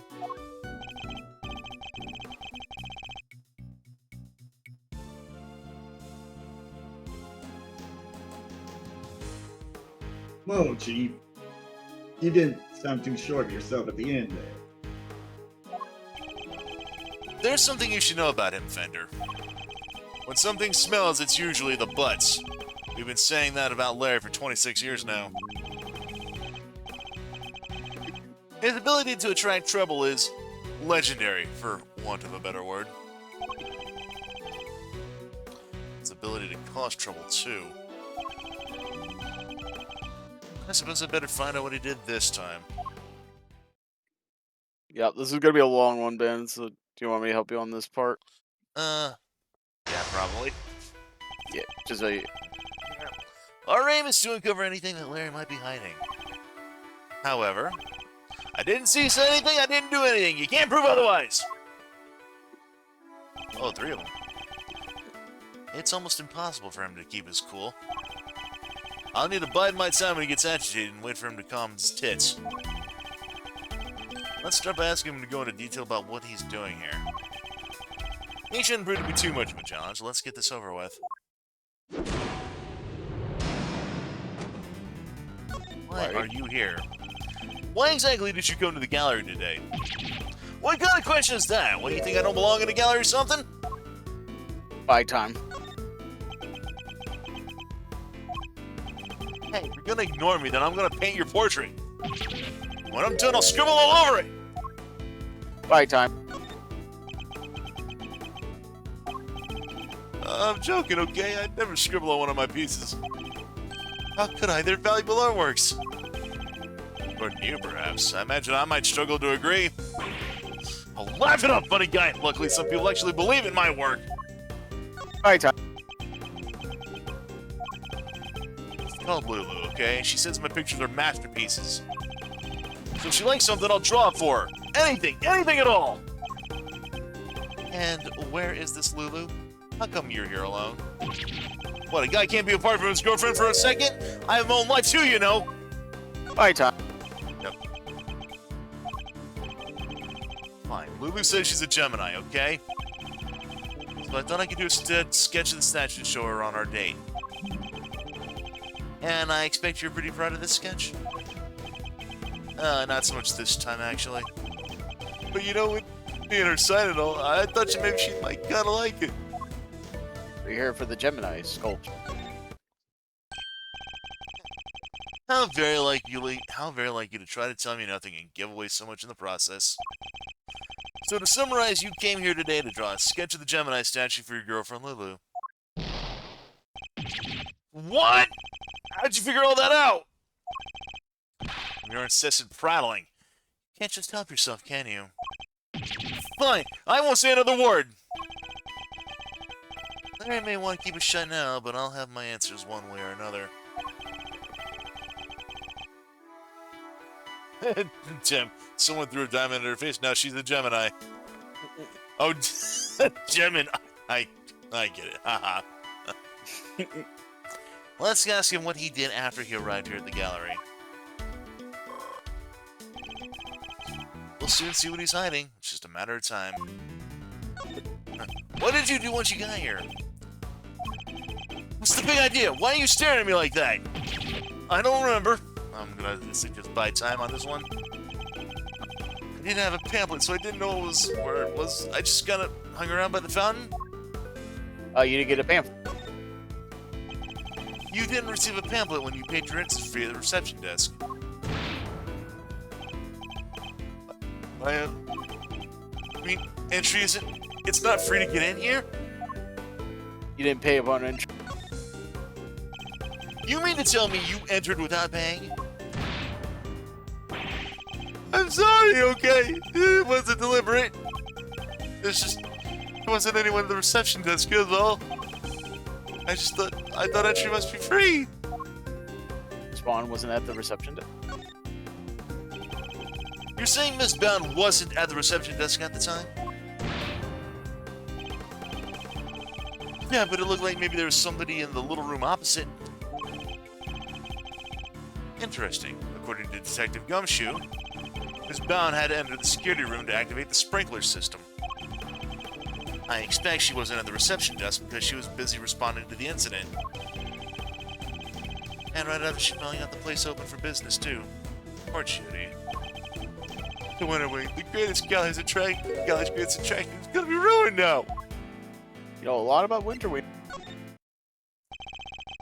You say you don't have a pamphlet, and yet you seem to know all about the Winter Wing. For example, that the Gemini statue you came here to draw just so happens to be in said room. Therefore, it was your intention to visit the Winter Wing all along, wasn't it?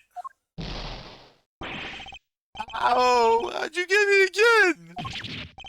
Fine, You're you're right. dumbass. You're right. I came here for the Gemini statue. And yeah, I came here to visit Winter Wing. I won't deny it. Mary's not one to confess so easily. Then again, he's always managed to surprise me in unusual ways. Let's see what more he can tell us about the Winter Wing. I expect even Larry has found his feet a little by now. I'll have to watch his reactions more carefully and see what information I can glean from him. Did you enter the Winter Wing? Larry, be honest. Did you enter the Winter Wing? What is that? Is that suspicion I see in your eyes? I tried to get in there, sure, but... You mean you didn't go? You tried to get in, but you couldn't. Yeah, exactly. I wanted to get in there, but... That old guy came out and fell to the ground, and... Like I said, it was all pretty shocking. Victim prevented you from it. So you were unable to enter the Winter Wing because the victim emerged and collapsed in front of you. Yeah, he came out of the Winter Wing door and then down he went. But wasn't it the Autumn Wing that the victim came out of? That stupid poison gas thing never happened. I'd be there happily sketching away right now. Larry seems to have the Autumn and Winter Wings mixed up. Regardless, it seems his aim really was to make a sketch of one of the statues. It's gonna be a useful clue. What did you see in the Winter Wing? What did you see in the Winter Wing, Larry? Don't let it do you. I told you I didn't see anything. Galleries are nice and all, but I kind of changed my mind once I got here. Thought I'd go meet my girlfriend instead. I think it's time to deploy my clue. So what became of your... Didn't you say you came here to make a sketch of one of the statues for your girlfriend? You gave up on that a little easily, didn't you? Surely you saw something, even if you were distracted by the victim's collapse. Well, I didn't not see something. But that doesn't prove I did see something totally terrifying either, does it? So you saw something totally terrifying, dude.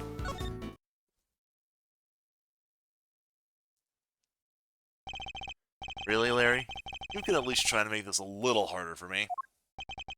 I put it to you, Larry Butts, that you did in fact see something totally terrifying. Yeah,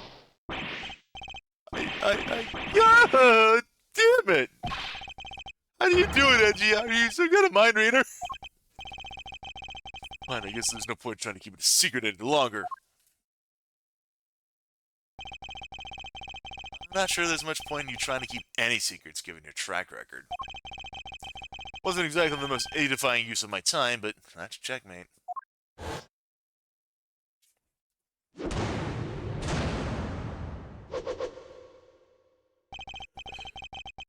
I couldn't help staring at that Gemini statue. My eyes were drawn to it. Objection! You keep talking about a Gemini statue. But there's no way you saw what you think you saw. It's simply not possible. What do you mean? You think I saw a ghost statue or something? Larry's still laboring under the misconception that he was looking at the Winter Wing. This piece of evidence shows us what Larry was really looking at. Gallery pamphlet. Take that! Take a look at this pamphlet.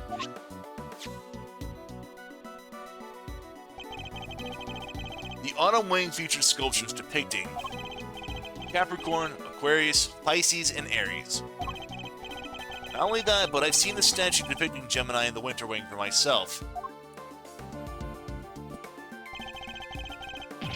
Which means that whatever you saw, it couldn't have been a statue Gemini. I guess that makes sense. Why is he not more surprised by that? It did seem pretty weird now that I think about it. One or two people did look like a goddess.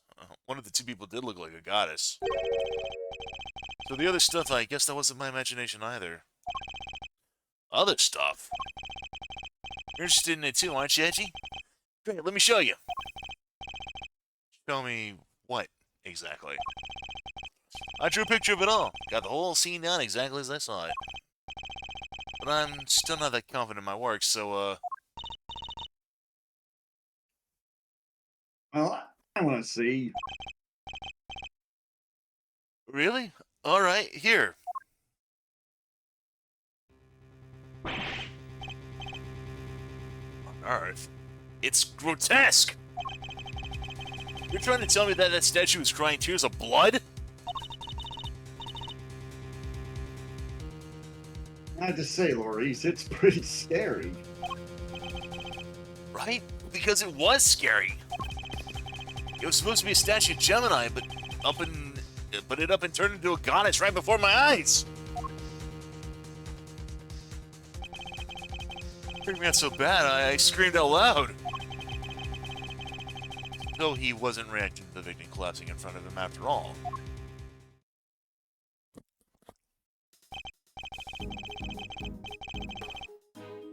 Wait, when you say it turned into a goddess, what do you mean, exactly?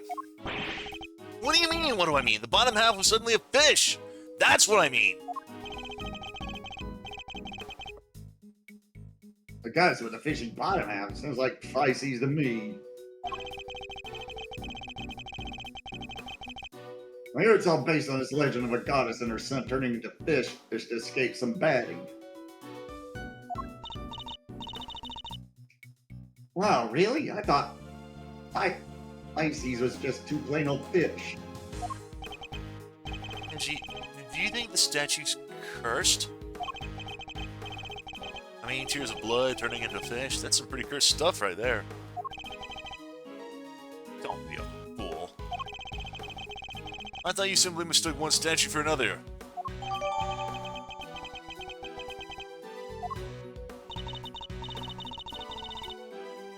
Aw, look at you, tucking it carefully into your organizer. We thought I might have a use for it later. Maybe in the bathroom. Oh, you're the worst, Edgy! The worst! Kind of freaky deaky, though, huh? A statue with a bottom half that changes shape.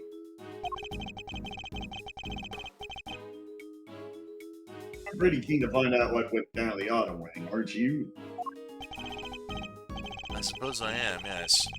Could there be some kind of trick to the Vicey statue, perhaps?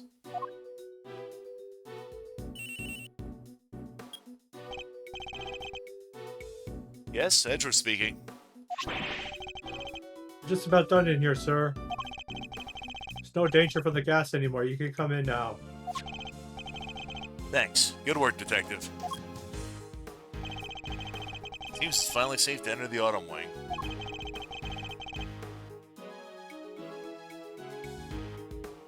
Your detective sure has impeccable timing.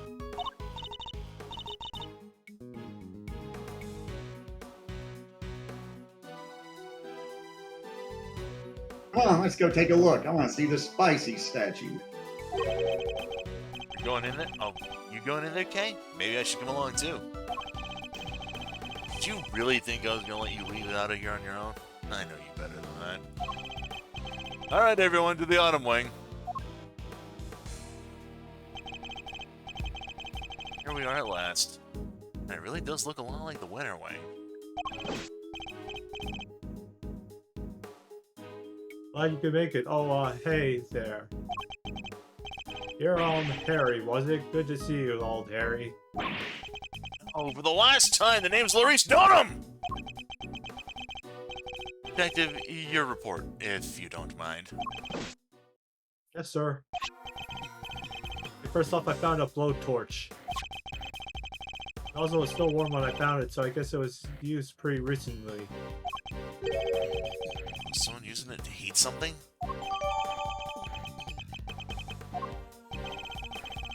Was the stepladder already like that when you entered? Yeah, I guess it was used by whoever let out the gas. That's what's inside the case until someone opened the lid. Is that so? A Pisces statue. Well, you're sure up on your consolation, sir. You know what the other one is in the case, too? This is the Autumn Wing, so I imagine it should be Capricorn. This is no fooling you, sir. I thought it was supposed to be Taurus. That weird cloth that's draped around it kind of tipped me up.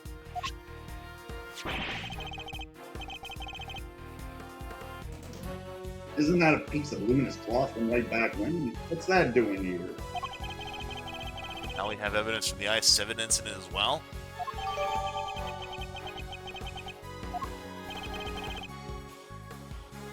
You can look around.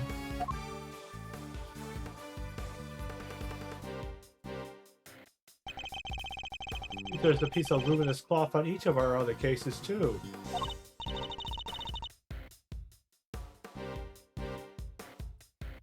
And that just makes me want to see what's hiding underneath real bad. Sure, let me whip them all right off for you.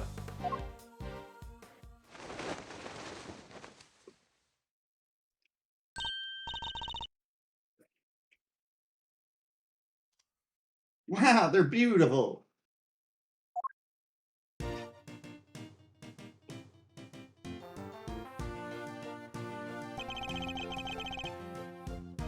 The transformation Larry witnessed. Could it have been the moment when the cloth around the Pisces statue lower half fell away?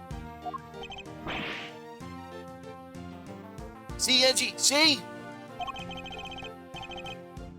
I wasn't imagining things, and I wasn't mistaken.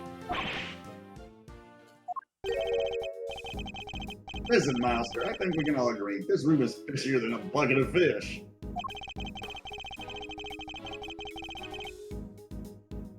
My hunch is that somebody deliberately tried to make this room look just like the Winter Wing. Yes, I was thinking exactly the same thing. They even covered up the statues up in such a way as to make them look similar. Off of the bottom half, the Pisces and Gemini statues look almost identical.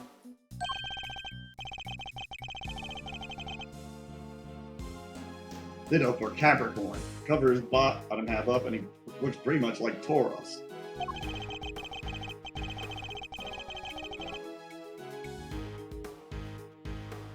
The other two can't be fixed as easily, so covering their case up completely was the only answer. Someone went to some lengths to disguise the Autumn Wing as the Winter Wing. Huh. I'd say we need to take a closer look at things in here, wouldn't you, Fender? Uh-oh, these two. Mr. Winter and Judge Cavell.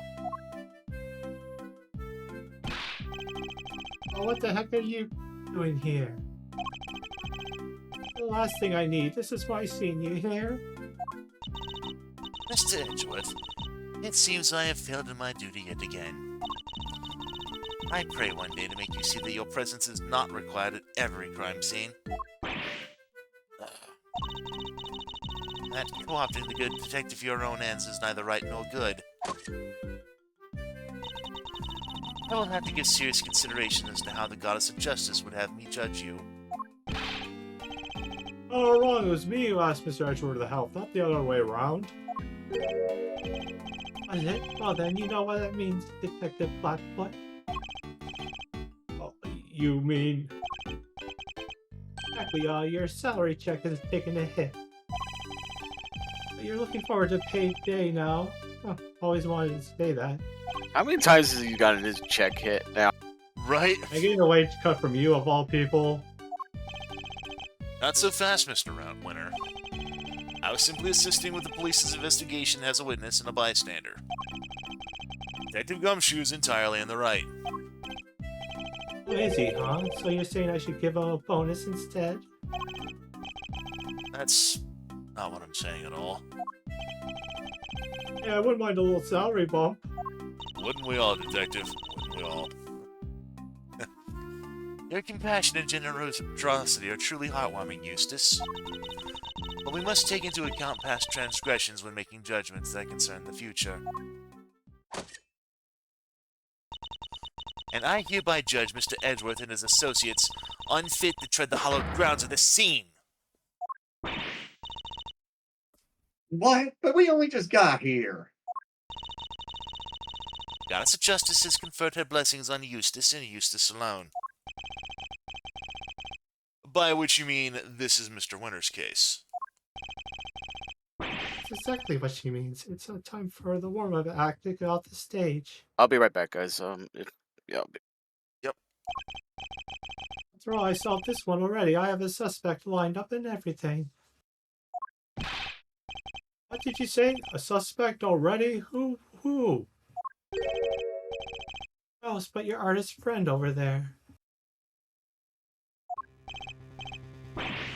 Me? What's going on, Edgy? Your guess is as good as mine. I can't even begin to imagine how the boy's mind works.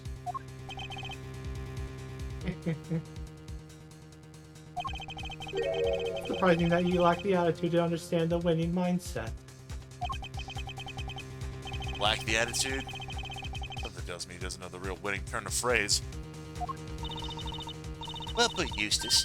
Mr. Edgeworth does indeed lack a certain aptitude. Oh yeah, exactly. Where's your aptitude, smart guy? Wow, he's totally shameless. He's totally shameless. And whip. Underestimate my information gathering skills at your own peril. Before we came here, we dropped by the medical room to ask the doctor there a few questions. He told me where the poison gas came from. And where might that have been? Was it in this chemical you find everywhere? Can't think of the name just now, though. Wait there a sec. Let me call him real quick. Perhaps I can answer your question while Eustace is on the telephone.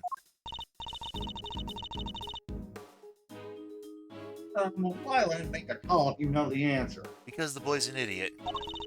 The gas was created by mixing two specific chemicals, ubiquium and asphyxian. What kind of chemicals are they? Alright, I'm back. Ubiquium is a red liquid used in all manner of everyday products. Painted dishwashing liquids, among various others. On its own, it's entirely benign. So it's something anyone can get their hands on. Precisely. But the same cannot be said for asphyxian. That does sound nasty. What is it used for? It's the main ingredient in a product called Infesticide Ultra. It's pure white in color and is unavailable to the average consumer. In fact, it's nigh impossible for members of the public to obtain it here in this country. As such, we are currently investigating where it might have come from.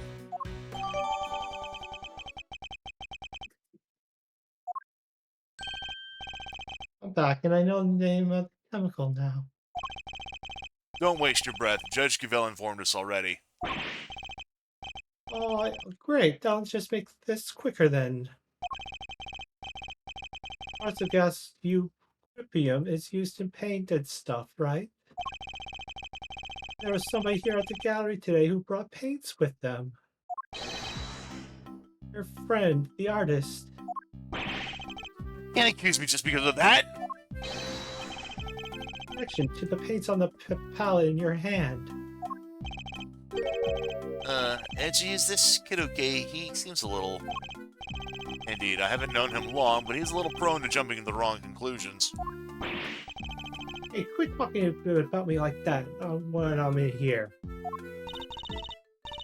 Ignore them, Eustace. They're simply intimidated by you, nothing more. Why not give them yet another reason to fear you with one of your winning deductions? Rain? Oh, yes, good idea. Get a load of this, losers.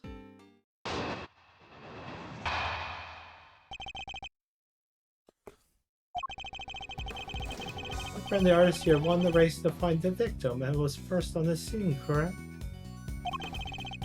The gas victim was poisoned, which made from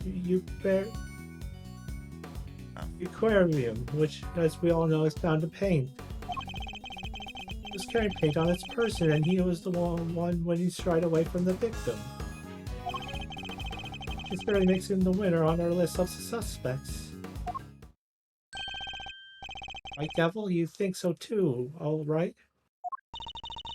It is a possibility that certainly can't be discounted. Well, would the artist like to share his version of events? Did you leave red paint at the scene of the crime? Or something more sinister? The catalyst for a cloud of toxic gas, perhaps? I think I might lift my heart there, you know. You might have picked it up. I would be careful what you say to me. My gavel is already primed to deliver a guilty verdict. Objection! Ignore him, please, Your Honor. It's for the best. Objection! It's stalling. Can't run away from the fact that my reasoning is flawless. Omit defeating Krav here with your tail between your legs, because I win. I have better things to do than pick holes in your faulty logic. But I don't suppose I have much choice.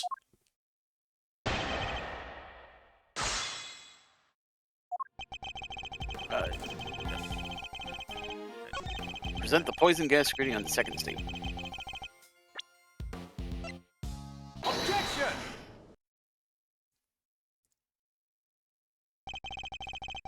Your deductions are anything but winning, I'm afraid.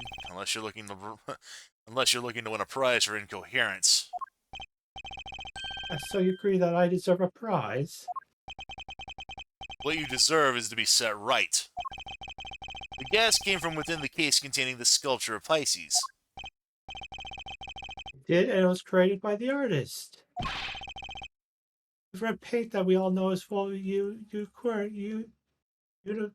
what the hell Ubiquium. it's called? Yeah, it's Ubiquium. yeah, it's kind of a weird one. Allow me to offer you one bit of advice, one prosecutor to another. It always helps to listen carefully to others. The gas is created when ubiquium is mixed with another substance, asphyxiant. Paint containing ubiquium alone wouldn't create any kind of gas at all. It wouldn't? I thought they said that the guy was asphyxiated with you. The guy was Well, asphyxiated with ubiquium, yeah. Ubiquium. Ubiquium. Biquium. Bit of a tongue twister, that, yeah. So you're telling me that this was all based on a mishearing of the forensics report? Yeah. The gas had already done its work by the time Mr. Butts found the victim. Perhaps it's your own attitude you should be worrying about. My aptitude? What does that even mean? You literally used the word 5 minutes ago. It means one's ability, or how one suited is, or how suited one is to a particular task, Eustace. And attitude, the other word you misused only minutes ago as well, is another thing entirely. What you're doing, you're making fun of me again. What I'm doing is demonstrating you do not have the aptitude required to head up this investigation. Overruled. Before you go any further, you might wish to consider some of the flaws in your own statements. And what flaws might those be? Firstly, that you cannot prove your artist friend did not enter the Autumn Wing. And secondly, that you cannot prove that the red paint did not have something to do with the crime. But the paint isn't important on its own, surely. What's important is the combination of the red ubiquium with white asphyxiant. How exactly were the two substances introduced to one another? Surely we need to figure that out before anything else. Indeed we do. And that is what Eustace will be investigating next. Or what he would already be investigating had you not been here making needless trouble. We're not here to make trouble. Quite the opposite, in fact. We're here to help. You say you know how the gas was made? I don't believe you. I can certainly point you toward a vital clue as to how it was done. He's bluffing, Eustace. Ignore him.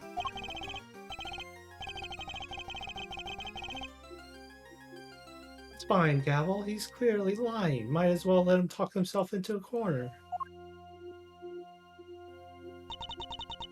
If you are sure. Come on then, show me what you have.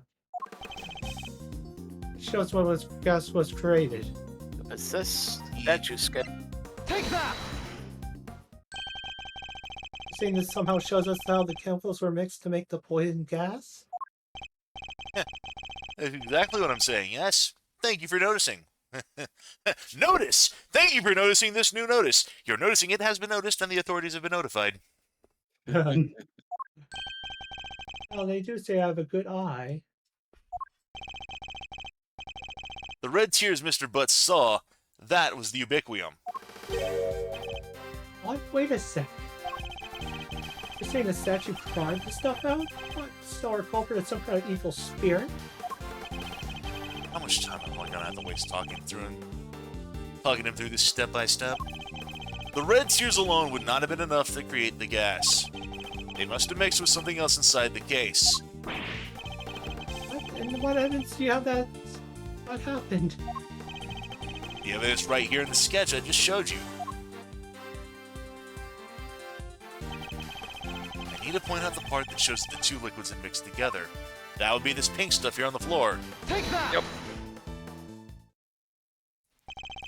Observe the pool of pink liquid beneath the Pisces statue's glass case. This clearly shows that the two chemicals have mixed. Wait, I don't get it. How does that prove that some ubiquium mixed with some asphyxiant? We have an artist with us. Why don't we ask him? Larry, you claim to be something of a painter. I imagine you have some experience mixing colors. What happens when you mix red with white? Don't treat me like a dumb edgy. I did graduate from junior high, you know. Any idiot knows that red and white make pink. I mean, there's variations. You got your rose pinks and your baby pinks. Hold it! That will be more than enough. Thank you. You see what I'm getting at now, Mr. Winter? Oh, I think I do. Whippium is red, is Fiscation as Fiction is white. Mix the two together. You get pink. That's what the pink liquid is. Yes, very good. Oh, finally got there in the end. Yes. Interesting. I think you finally convinced them. Overruled! Oh, I'll be right back. Get Mr. Edgeworth, you have raised a possibility and nothing more. We cannot know for sure that this shows the result of two chemicals having mixed. And besides, the sketch you are attempting to enter as evidence was drawn by the suspect. How can we possibly hope to rely on its veracity? Hey, I drew everything exactly as I saw it. A true artist never lies or embellishes the truth. Forgive me, but I did not ask for your opinion. Oh, she's a cool one. I like it.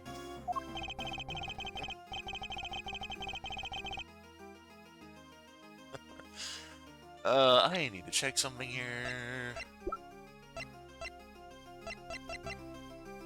6, 7.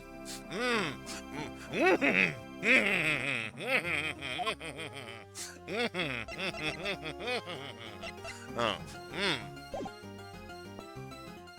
You may rest assured, Your Honor, I mean to prove my theory to all of our satisfaction. Overruled! It may not be wise to jeopardize your position any further, Mr. Edgeworth. Especially as there is another question to which you have yet to provide a satisfactory answer. How can you prove that this man did not enter the Autumn Wing? Until you are able to, there's little more to discuss. Wait, maybe the victim could help us out with that. Mr. Gusto, he is still unconscious and in critical condition. He is? Oh.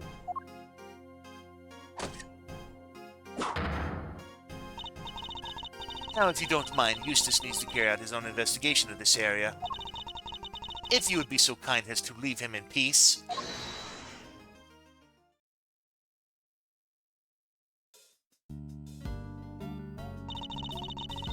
For the presiding judge's sake, I pray to the goddess that you need not ever be summoned to testify. Now then, is there something you wish to say, Mr. Artist?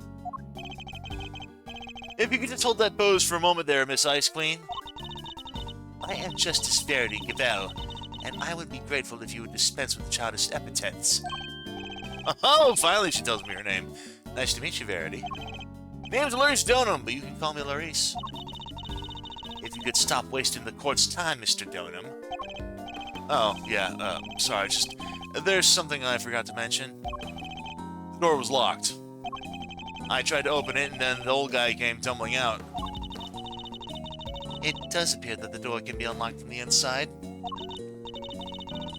However, that does not necessarily mean it was locked at the time you claim. Without proof, your statement carries little weight, I'm afraid. Objection! Now, as it happens, I can back up our pal here on the net. What? Yep, we tried to come in here too, but just like the guy said, it was locked up tight. Ain't that so, Miles already know? It is. I distinctly remember how it went.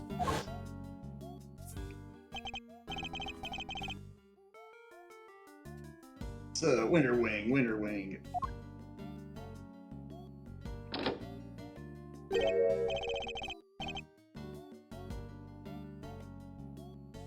No, I don't believe it. It's locked.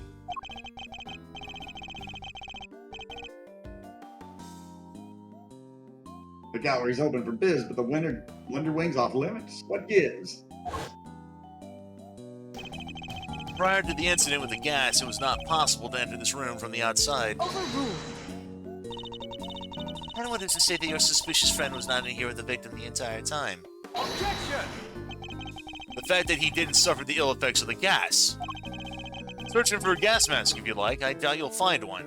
I see. Then I suppose we will have to take you at your collective word.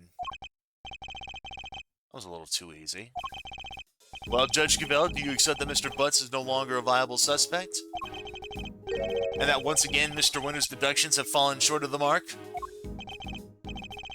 What are you talking about? I just need some more information, that's all. I blame a guy for being a little hasty with his deductions. You know, it's not cool for a prosecutor to be saying stuff like that, right? Very well. Then perhaps we should call our next suspect. Mr. Donum, you may step down from the stand. Huh? Go, you mean? Oh, but I was joining our time together, Verity. Let me stick around, please. Overruled. No mercy. Squash my heart into a goopy mush. I love it. Who exactly is this next suspect? The pharmacist Alicia Scone. Your artist friend may have struggled to lay his hands on a bottle of Infest Diet Ultra. Pesticide Sorry Ultra. about that. But someone in her line of work would surely have a better idea of where such a thing might be acquired. The court hereby calls for a 10-minute recess. Eustace, we will go and fetch the suspect. Your winning smile will bring her running, I'm sure.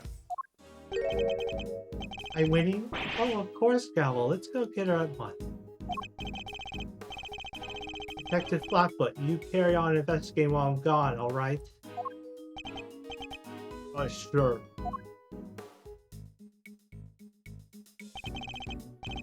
Possible? Did Judge Cavell suspect Miss Scone from the start? Now that you mention it, she wasn't helping Mr. Winter like she usually does, huh? What exactly is your angle here, Judge Cavell?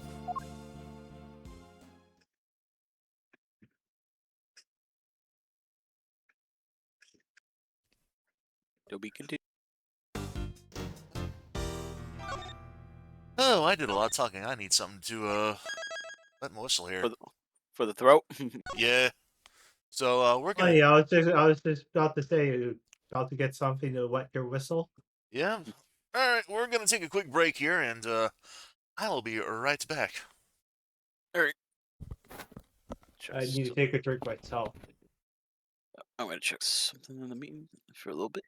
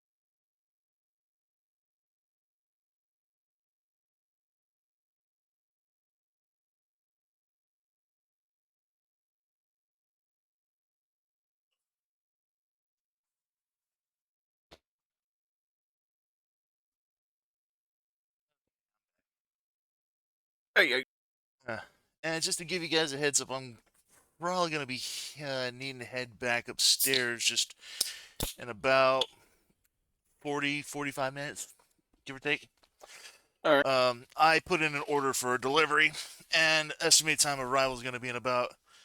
Right now, it is 9:28 Central Time. It's supposed to be here in about between 10:11, 10:26, give or take.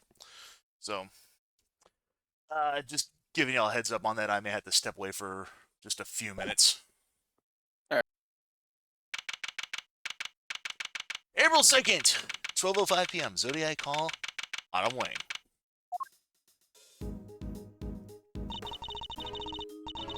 You sure are taking their time. I thought this was supposed to be a 10-minute recess.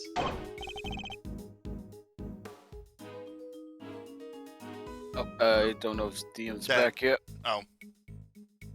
I wasn't aware he had to step away from either. Sorry to keep you losers waiting. Oh, there. Didn't speak of the devil.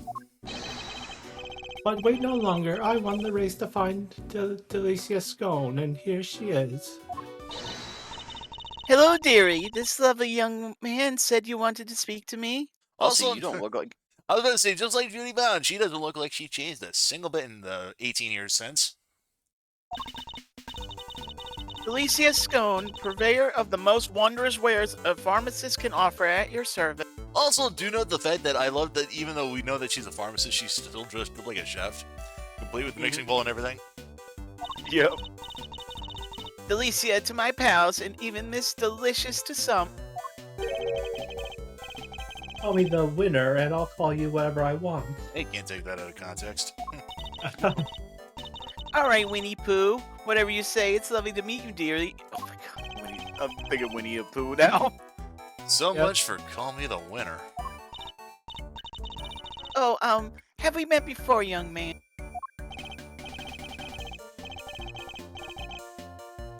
Hey, get a load of this, Delicia. That's Miles Edgeworth, Gregory's son. I'm just imagining Eggman like, get a load of this! Well, I never. It's a pleasure to meet you, Milesy Smile.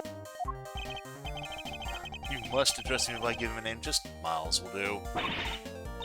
Oh, Greggy peg-leg boy, and all grown up too. Make me feel my age, why don't you? I wonder just how old she is. Does it say? Does it now say it on her profile or no? Nope. No. He was 42, so 18 years, Should be 60. or in our late 60s. Eustace, I believe we have some questions for our pharmacist.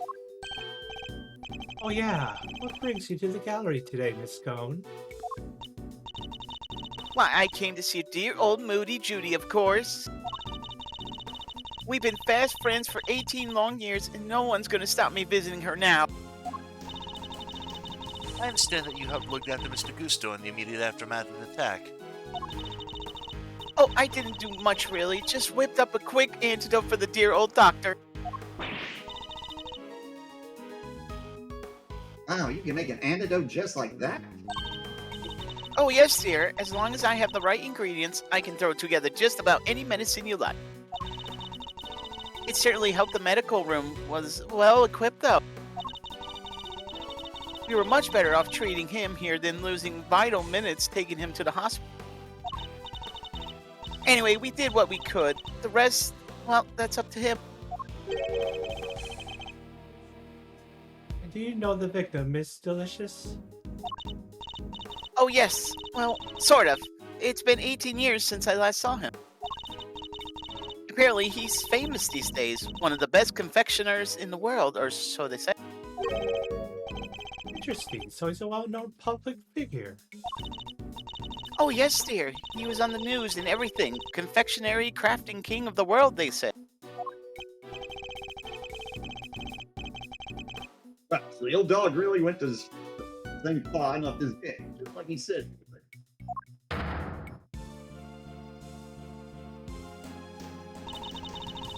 think we can proceed to the matter at hand. Miss Scone, are you familiar with the substance known as Infesticide Ultra? Of course, dear. You use it to get rid of, you know what? Oh, it's awfully strong, though. That's why they don't sell it in the shop. Might I ask what you mean by you know what? The little blighters that frighten the life out of poor innocent ladies like yours truly. That's what. Ghastly little creatures running around people's nice, clean kitchens and terrorizing them.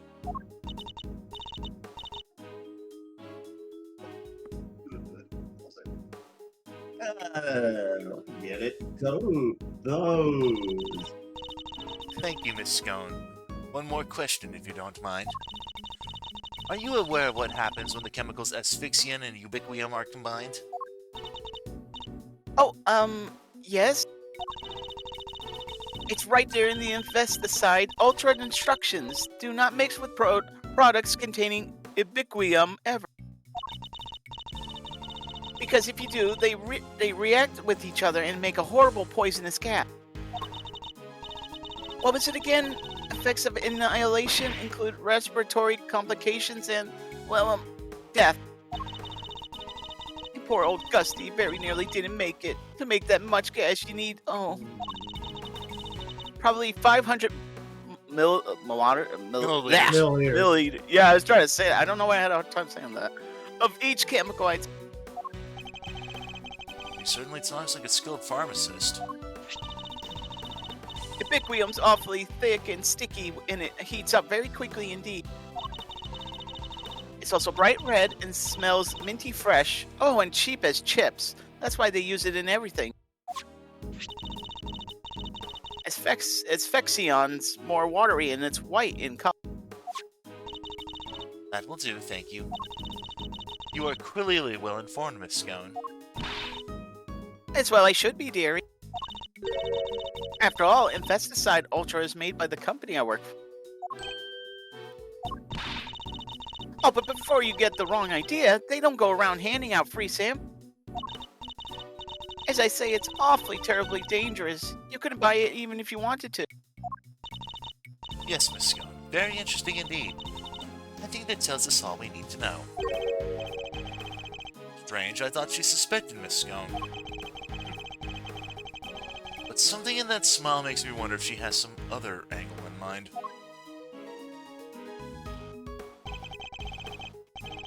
Has Detective Flatfoot any developments to report? Yes, sir.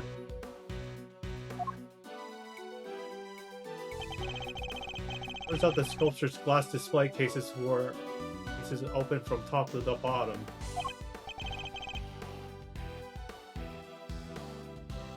Oh, that's rather unusual. The temperature inside can be adjusted too, all the way down to 0 degrees. Spice's case was kept at 26 degrees. Dang near got my hand stuck to it. Lucky escaped alive. Anything more relevant in the case? Yeah, they found something on the underside of the up part of the Pisces case. Traces of ubiquium.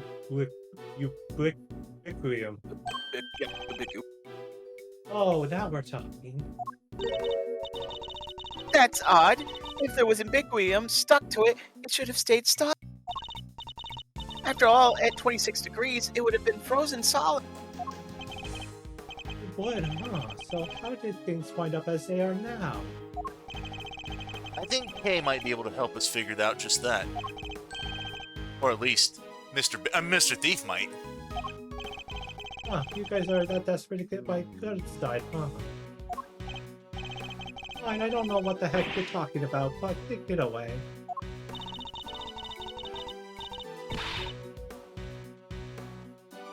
Can't believe I'm taking orders from this guy, but whatever. Anything for the truth. Overruled.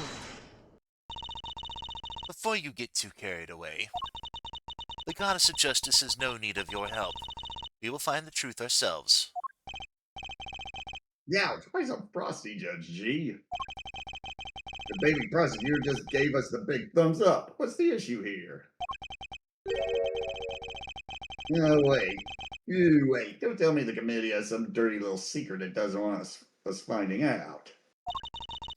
I am not required to explain myself to you.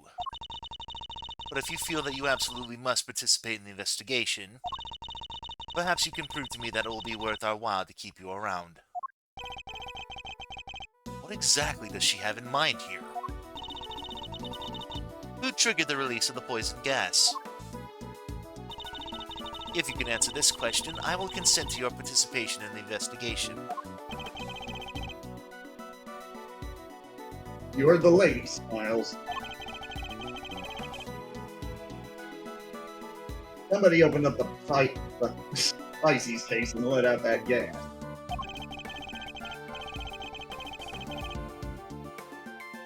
Considering what we've learned so far, there's only one person it could possibly be, you know?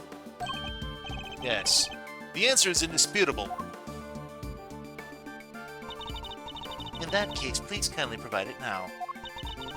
Who released the poison gas? That would be Carmelo Gusto himself. Take that! The victim, Carmelo Gusto, is the only person to have entered the Autumn Wing. Ergo, only he could have opened the case. Correct. That appears to be the only logical answer. Very well, I will permit your participation in this investigation to continue. However, if at any point I feel you are contributing nothing of value, you will be removed. Immediately. Tim, Judge Wife's hair still makes her look like a Dark Electric dual type. Understood. Even if Mr. Gusto did open the case, we still have no idea why.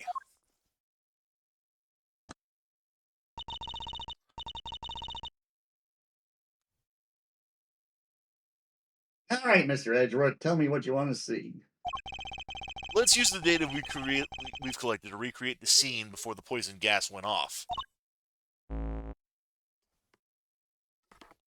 On it.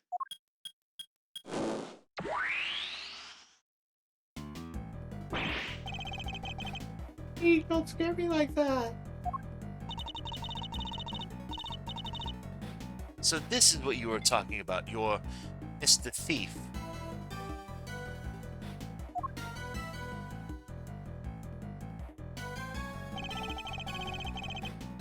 Let's begin by examining the Feisty sculpture. There's a generous amount of ubiquium frozen to the underside of the top part of the case. Yeah, which is what's keeping that lid on real tight. The actual glass lid is all cracked though, right? Somebody really went down to town on that thing. Somebody really went to town on that house thing, huh? Yeah, I kind of got a little trigger happy with that. Sorry about that. And do we have any idea how the glass lid might have come to become so cracked? Oh, well, it doesn't look like the outer face side of the glass suffered any damage. That's what they should add a bunch. Like all these games should like add like a backlog in case you like skip over something. Right? I see. So we have a cracked piece of glass that we know was ice cold on its inner-facing side. And we also know that it wasn't damaged in any direct way on its outer-facing side. Thoughts? Ice cold makes me think of a way you glare at people, sir.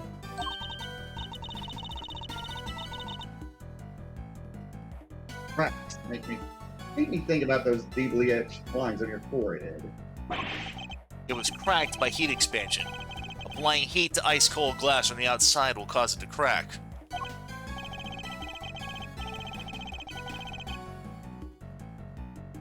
Huh, well, I appreciate the science lesson, but why is it all heat cracked in the first place? Why, indeed. A heat-cracked glass lid lined on its underside with frozen ubiquium.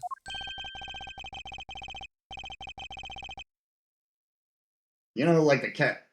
You look like the cat that got the cream miles, Ari. You know what happened, don't you? I certainly do. And what's more, I know how Mr. Gusto opened the case. I thought you didn't give me a chance to figure it out first. It would have been quite the wait. Although keep it to yourself, Edgeworth. We want answers. How did Mr. Gusto open the case? That would be the Only Mr. blowtorch. Gusto- Yeah, the blowtorch. Oh, I'm sorry. I thought Yeah. that. That was my bad. Oops. Sorry. I mean, to be fair, usually it's Miles that does usually Yeah. on the. Yeah. So yeah. I apologize. That's the second time I actually spoke over somebody. How do you open the case? Take that! Use blowtorch. The blowtorch showed signs of having been used recently when it was found here on the Autumn Wing. I think it's likely that it was used on the glass lid, causing it to crack. Blowtorch? Who uses a blowtorch to open up a glass case? Oh, I get it.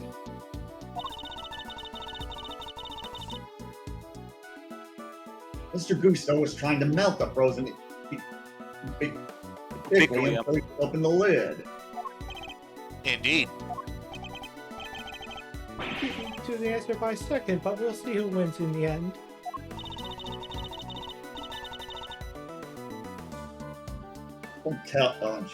Don't try and tell us you nearly had it. You didn't have a clue.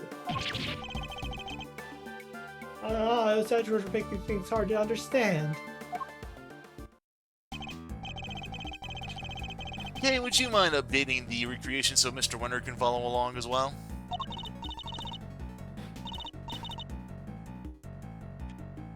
Sure, just for him. All right, here goes.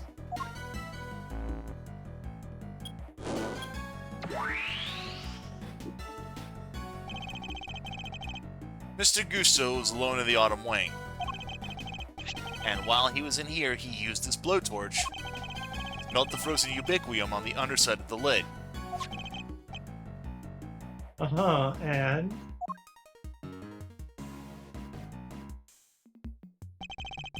As the ubiquium melted, it mixed with the asphyxiant that was already present inside the glass case,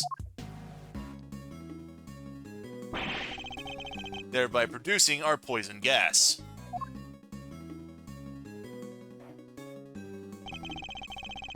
When Mr. Gusto finally managed to open the lid, he would have released the gas and poisoned himself. He made it as far as the fountain room where he collapsed.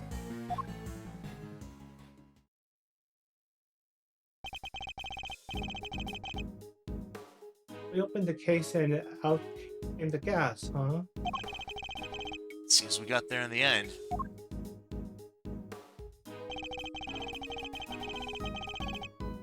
Why the heck a doodle doo did he want to open the case in the first place? That I'm not sure. In fact, we don't even know what his ultimate goal was. I'm thinking he might have come here for the same reason I did.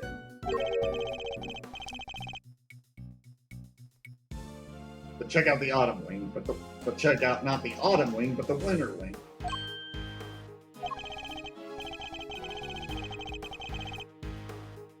You remember, right? I thought this was the Winter Wing when we first got here.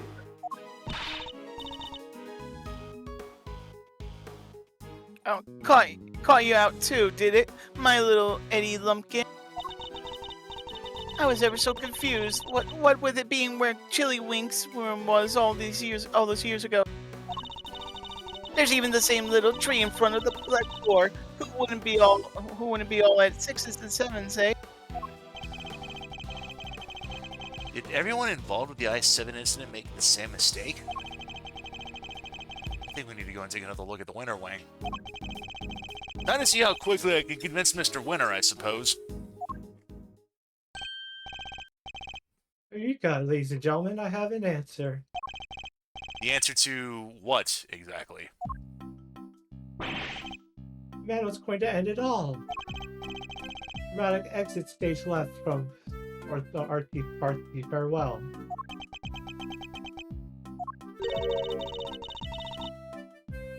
You've been listening at all this whole time. At my level, I barely need to listen to a word, and I still understand exactly half of what's going on. Perhaps I can explain a few of the finer details to you later, Eustace. Winner's prerogative.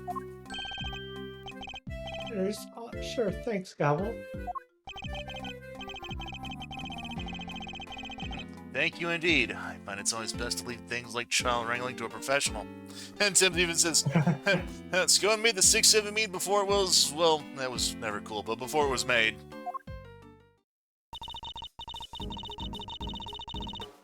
In the meantime, don't you have something to tell Mr. Edgeworth and his friends? Yeah, I totally forgot. What is it now? I took the liberty of visiting our friendly pink pharmacist here. Rather, I had one of my underlings do it for me. That's nothing to brag about, you know. Shut up, can't you see I'm talking here?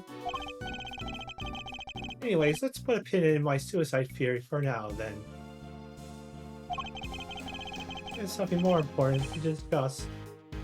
It was Miss Delicious who set up the poison gas trap. How could you say that? I was greatly saddened to learn of this, Miss Scone. Your profession is one dedicated to saving lives, and yet you use your expertise to try to take one. I beg your pudding. How dare you? I did no such thing. Perhaps you could explain, Mr. Winter? Bet I can. Get a load of this. It's Miss Delicious's pharmacist license. It says right here that she's authorized to handle Infesticide Ultra. A product that we have established contains asphyxiant, one of the ingredients of our poison gas. Exactly. It's almost impossible for ordinary people to get a hold of this stuff. Miss Delicious is no ordinary person. She's a card-carrying pharmacist. I didn't do it. This is all just a terrible misunderstanding. Objection! That's not all. There's a bottle of Infesticide Ultra in the victim's pocket. What do you know? It's covered in your fingerprint.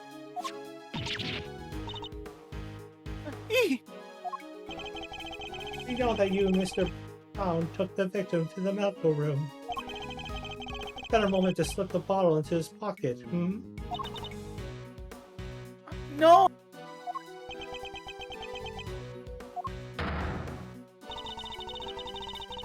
There was only one person on the premises licensed to carry Infesticide Ultra, and that was you, Miss Scone.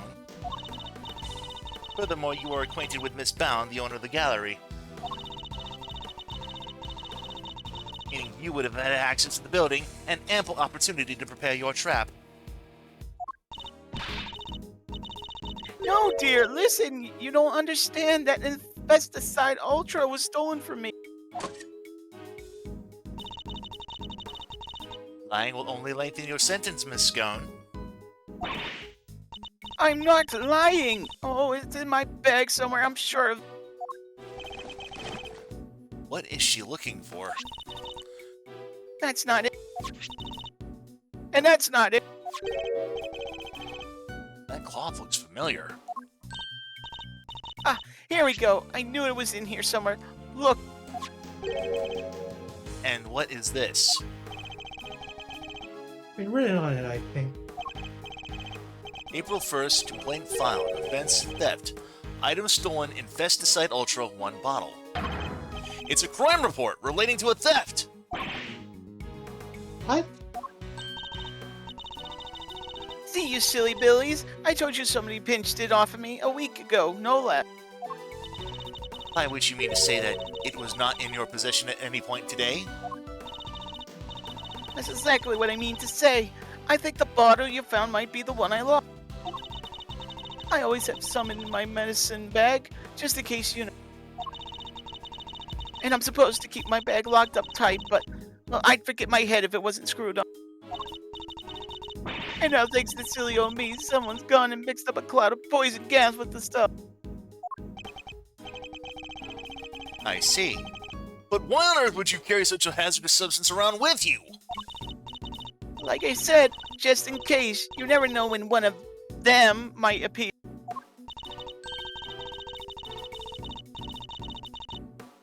You mean the ghastly little creatures that run around in people's nice, clean kitchens type of them?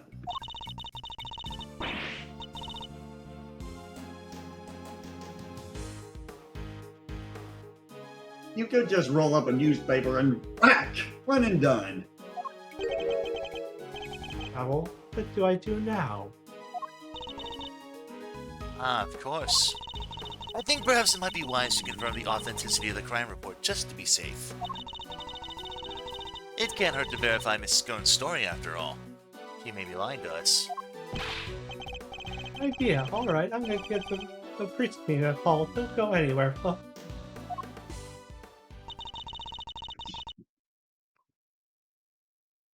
So Miss Scone might not be guilty after all. Indeed. If she really were the one to set up the poison gas trap, then I highly doubt she would have used a method that directly implicates her. So who do you think it is, Smiles? Someone with knowledge of the victim's likely behavior, and at the time, and the time and means the means to prepare. Two factors which point to one very specific person.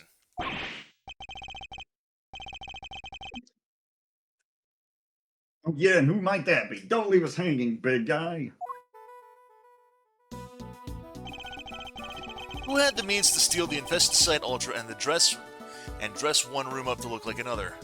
That would be Judy Bond. I was about to say, yep, that Bond, one, yeah. unfortunately, would be Judy Bond. Take that! Surely only Miss Bound, the proprietor of these premises, could possibly be prepared in such a way. We'll need some solid evidence to support such a theory, nevertheless. So it was her, huh? Strange. It's like you already knew.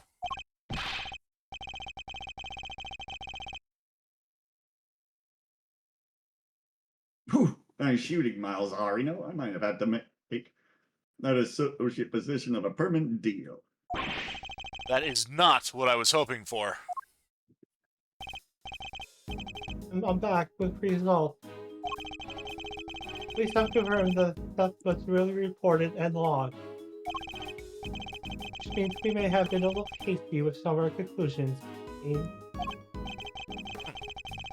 You mean that every single one of your conclusions proved to be hogwash?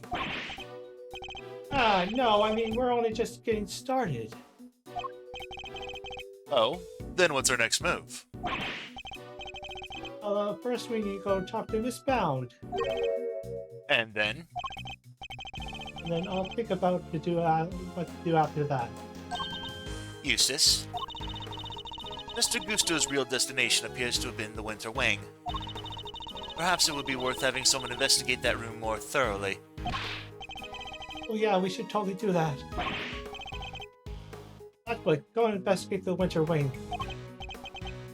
Yes, sir. Now we're going to talk to Miss Bound. Very good, Eustace. We'll join you, if you don't mind.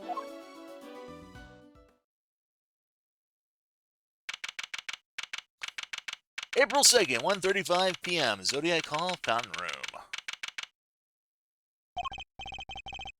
Alright, you have your orders. Go talk to Bound for me.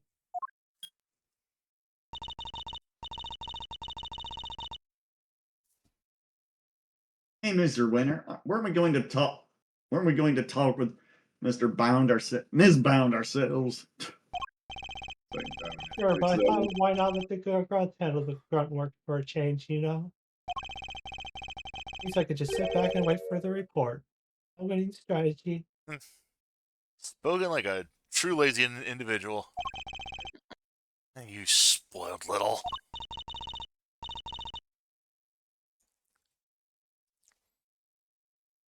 He's so exhausting. I need a break.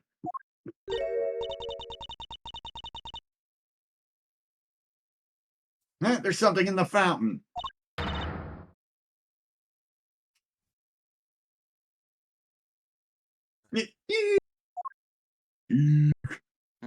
Oh, Yeah, it's a body! Failed a spot check, did we? What on earth? Oh.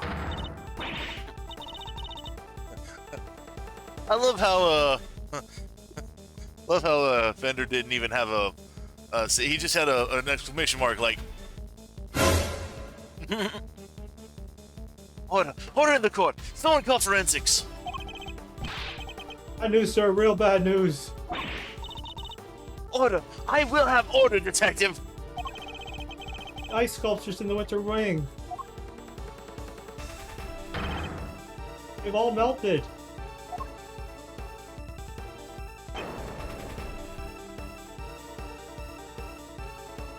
What?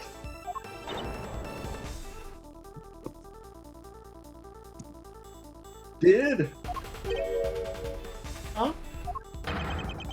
Say!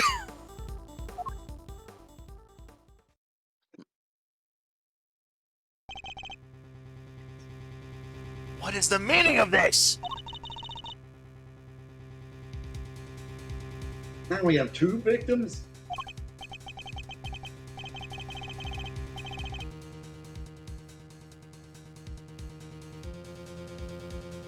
Yeesh, talk about deja vu, it's just like 18 years ago. Even the ice melted again.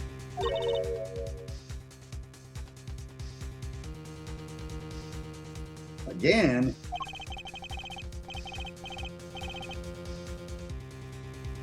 This is it's like some weird rewind. Same people, same everything.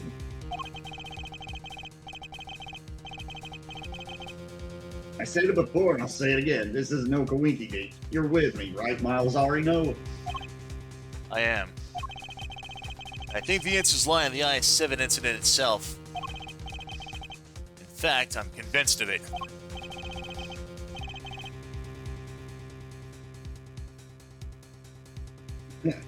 Great minds think alike. All right, there.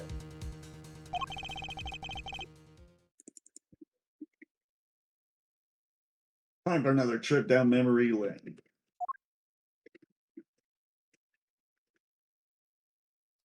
To be continued. Save your progress? Yes. The events of 18 years past.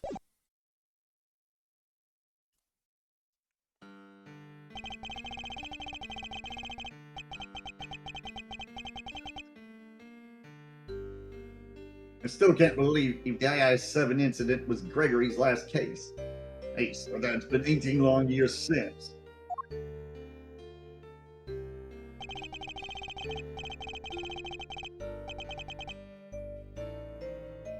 Murder at a confectionery contest with one of the participants, no less, Artie Frost.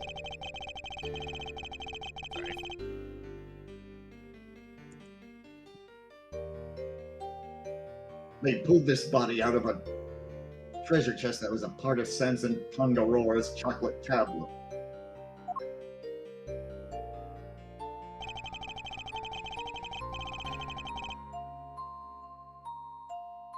He'd been hit in the head with a large rock salt lamp and subsequently bled to death.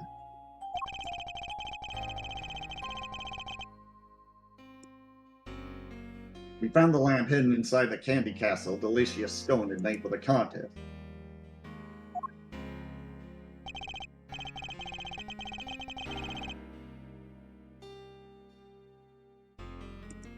But then, before anyone had the chance to investigate Mr. Frost's own room,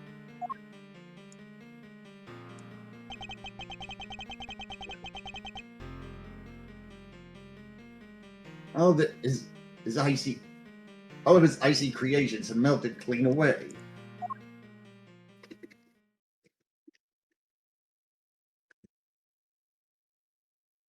Thank you, years ago. Nicole.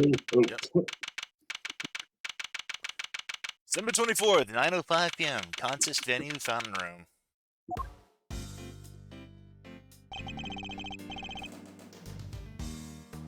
All of Mr. Frost's work destroyed. Mr. Von Karma wasn't very happy. He told us to get out, and in no uncertain terms.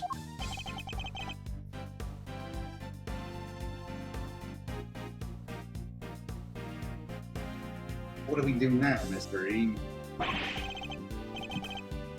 I can't believe he just up and kicked us out. Von Karma's a total jerk. Now, Eddie.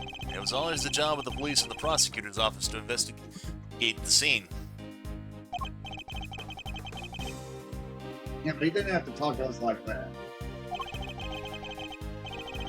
Because of our cops are attorneys, we should all be working together to find the truth. You can't assume that everyone's names are the same as your own. You may wish to expose the truth, but others may prefer to accept things at face value. Which way of thinking is right will depend on the person. But what if someone innocent ends up behind bars because no one managed to uncover the truth? It can happen. We're all human, police and prosecutors included. Which is why defense attorneys exist. Our job is to help people in just such situations. To be friends to the friendless. Friends to the friendless. We may not be able to investigate Mr. Frost's room as hoped, but that doesn't mean we give up.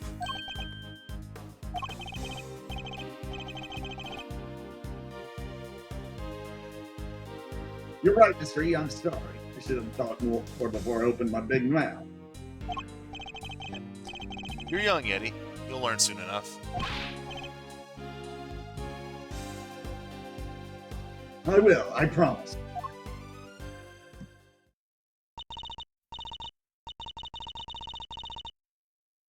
Mr. Edgeworth, Mr. Fender, you look like you could use a little pick-me-up. I'm afraid this is all I have, but please, by all means. Actually, I take about it now that I think about it. There is a distinct difference between Judy's younger and present-day self. She's a lot more filled out in the present day, if you get my drift. Oh, yeah. Didn't even notice that.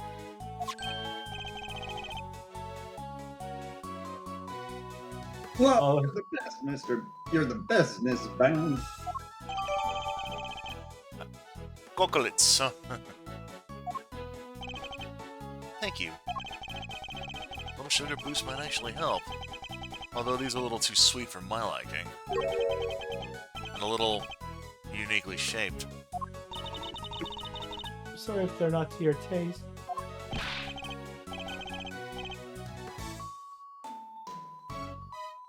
No way, they're great. They're so sweet. You're very kind. Imagine me of all people, a mediocre confectioner.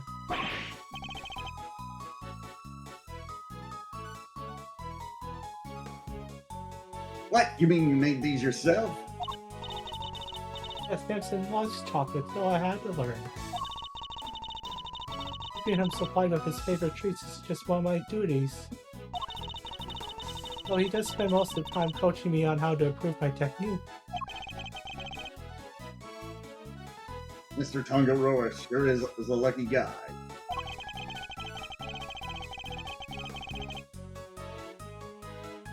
Getting to eat homemade sweets made by the one and only Judy Bound every once sounds amazing. Oh, I'm sorry, did you say something? No, nothing at all. Dear sweet Eddie, you really do still have a lot to learn. It seems you're quite committed to the work you do for Mr. Tangaroa, Miss Bound. Of course, what right would I have to stay here otherwise? What do you mean by that? I was abandoned as a baby, and Mr. Aurora took me in. right. One snowy Christmas Eve many years ago, he found me on the steps of this very mansion. Take care, EJ. Appreciate you coming by, bud. Later, EJ. He saved my life and became the father I figure I never had. I can never repay him. Well, I work for him is the least I can do, and I'll be here for him as long as he needs me.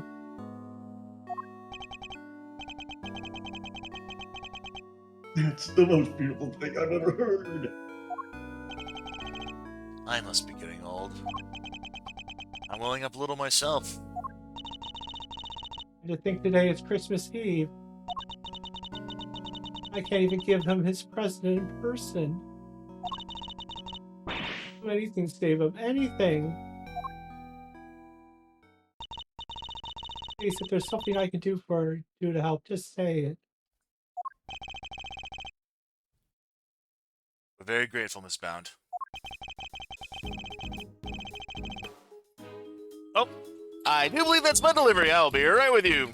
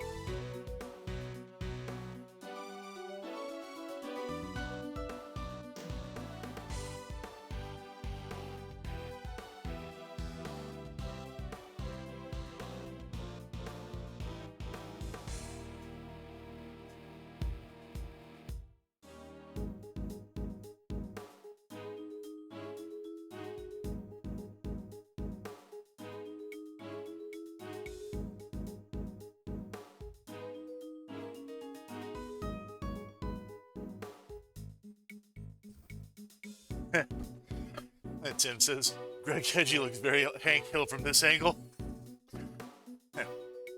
May I interest you in some propane, miss? Perhaps you could help us by answering a question. Did you know the victim? Not very well, I'm afraid. But if you wanted to see some of his work, I have a picture of the sculptures he made for the final.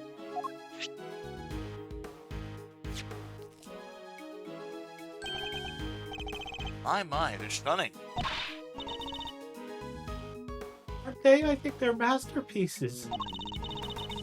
Who would have thought that you could make such intricate statues out of flavored ice?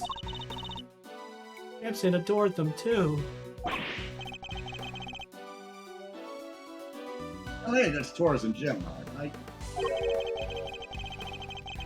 Didn't know you were keen on constellations in the Zodiac, Eddie.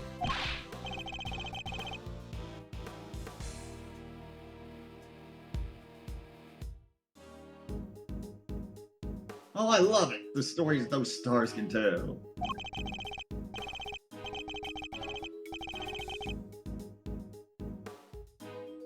Take Gemini, for example. See the layer? That's what the harp is called. And the arrow and the... Hold up, the lyre doesn't have any strings.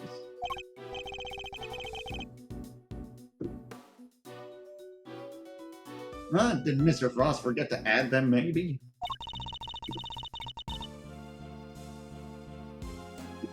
This doesn't sound like something you forget to do. Oh, that was bound. That doesn't sound like something he'd forget to do.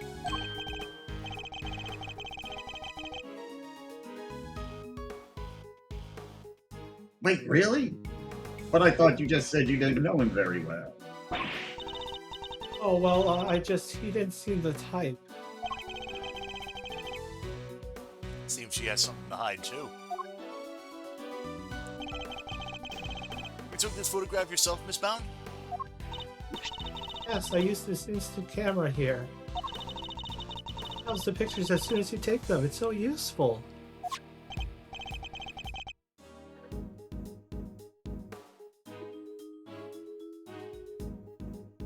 Ooh, I'd love to see it in action. Then you don't... Why don't I take your picture?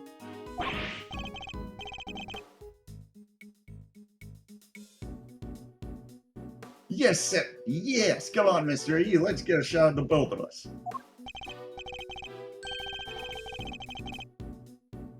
Well, alright then. Would be ashamed to waste a good hair day. Ready, say cheese!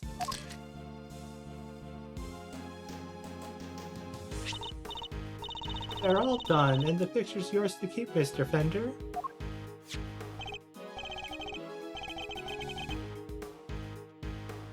Oh my gosh, thank you so much. That's such a cool camera. Well, it's the only one we've got, so we use it for all of our picture-taking needs. Very convenient, but the lack of negatives is something of a shame. So there aren't any negatives for us to reference, huh? I assume Mr. Tangaroa used the same camera during the contest? Yes, you assume correctly. Used it for some work-in-progress pictures of his seascape. And later to take some photos of the other contestants' works. But didn't you take a picture of the body when you discovered it? And didn't you discover the body while the judging was still underway? Yeah, Samson wanted pictures of all the entrance completed rooms. But the film ran out just as he finished photographing Mr. Gusto's work. Oh, he asked me to put a new cartridge in. I seem to think there should have been more slots left than there were. So in other words, the film ran out sooner than expected. Yes, the number of shots he took didn't line up with the number of shots remaining. But he thought maybe he just lost track somewhere along the way. Tim says, well, I guess that's a negative. But had he really, though? I went to our living area to change the film and was passing through the fountain room on my way back. But I heard the sound of something break and collapse in Samson's room.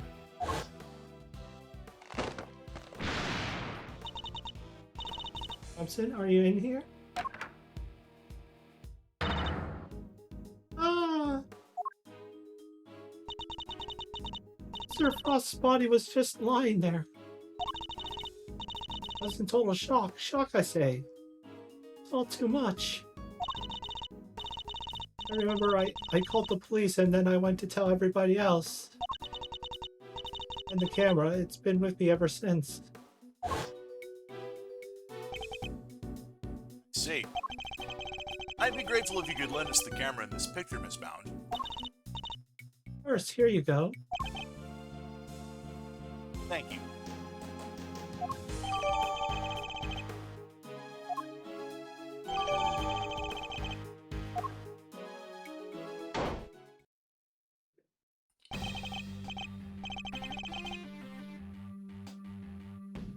Detective Bat, let's go.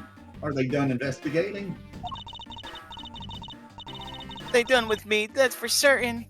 The big meaty told me to clear off. Honestly, that mannequins will be the end of me. The cheek of him. Guess he got tired of people cluttering up his crime scene.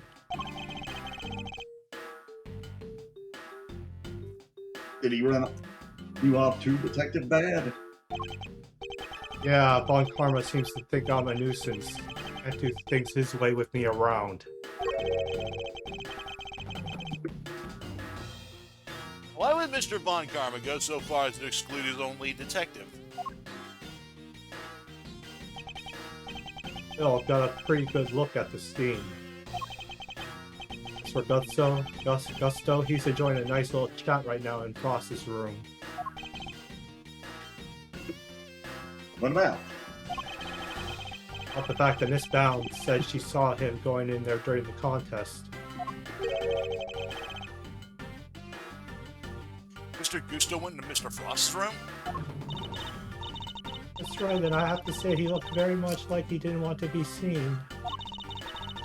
I don't know what he could have been up to.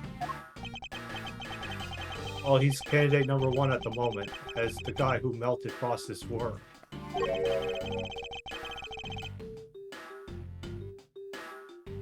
Is that really why Mr. Gusto went into Mr. Frost's room? Got a photo of the room right here if you need it. It's all yours.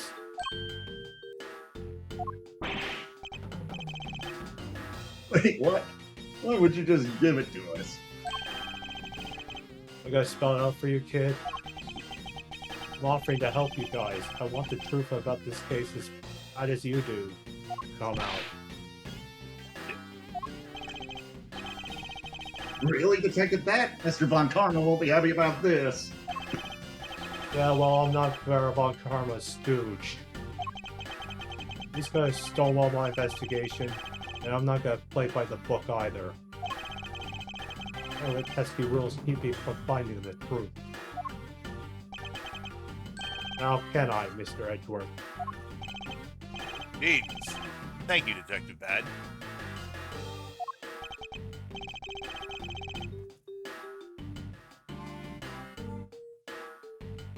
Wow, I can't believe you won an over mystery. Well, I haven't the foggiest what you're all going on about, but here's to new friends, eh? It's definitely nice to have the good detective on our side, that's for certain. Alright, let's take a look at that photograph. Here.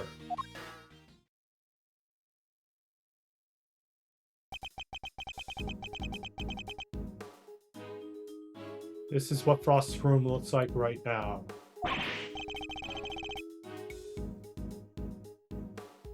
Yikes, there's nothing left of his flavored art, his sculptures, but puddles. The floor appears to be completely covered in a pale blue liquid. I should compare this with the photo I just borrowed from Miss Bound. I assume that the unplugged power cord has something to do with this. Yeah, once that was out of the socket, display cases lost power, and up the temperature went. It's like they're all connected to the same power strip. Do you have any idea when it was unplugged? Nope, still working on that.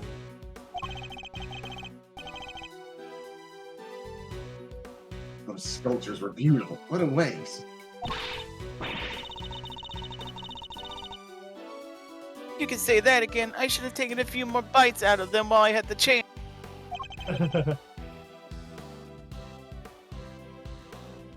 So they tasted good. Did they ever? I've never tried ices so scrumptious in all my life.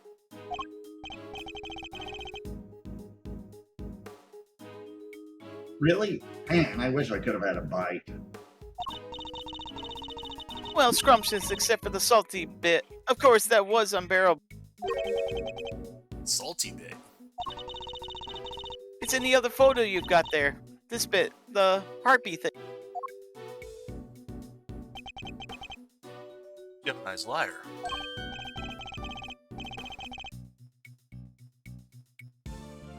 Wait, that's why you had no strings? Because you ate them? I didn't eat that much, you cheeky little devil. I told you, it was all horrible and salty.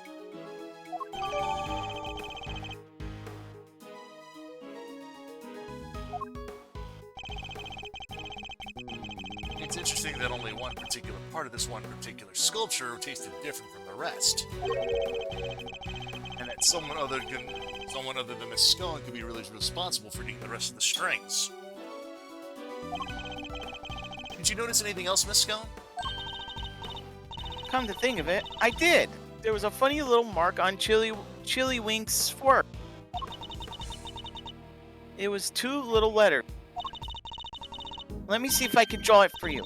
There we go. Yes, it looked just like that. It's almost like a signature or something. Wait.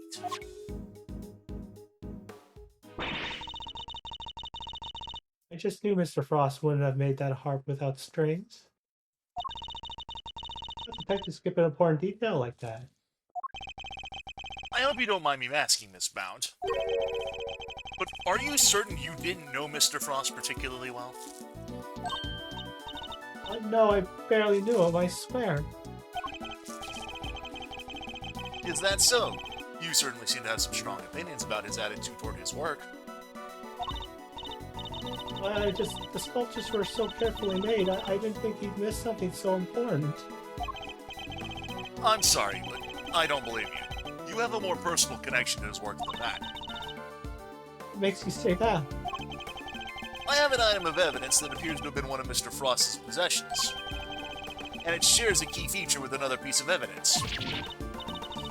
Well, I wouldn't know what you're talking about if you don't care. What are these 2 pieces of evidence of yours? Which 2 items point to Mr. Frost? This is the first, Take that! and now the second.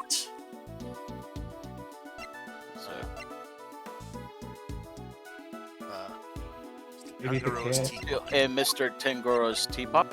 Take that! Miss Scone found 2 letters carved into Mr. Frost's ice sculptures. I think they were a signature of sorts. After all, it's not unusual for an artist to initial their work. I guess not. That's right, dear. It's just like you said. Chili Wink's statues had the letters PH carved in them plain as day. PH, couldn't it be AF? You'd think so, but take a look at this. It's the seal we found at the crime scene. It seems reasonable to assume that it fell from Mr. Frost's pocket. Now, when pressed into the surface of an item, it would leave behind the letters PH. The same pottery mark we saw imprinted on the bottom of the items in the tea set. The same pottery mark? We've already established that the tea set is the work of the sculptor Paul Hawick. From that, we can assume that these same letters would mark any item out as a piece of his work.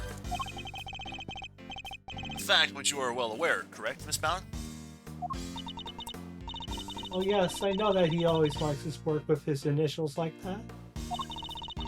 He's never revealed his true identity in public, so I thought the only way to know his works are truly his.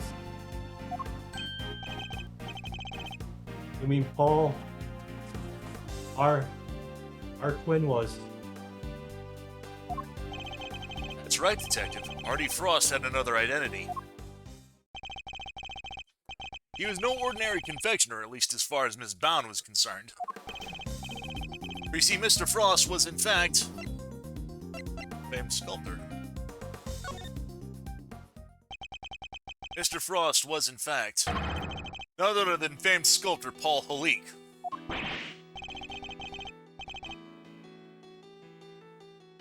What?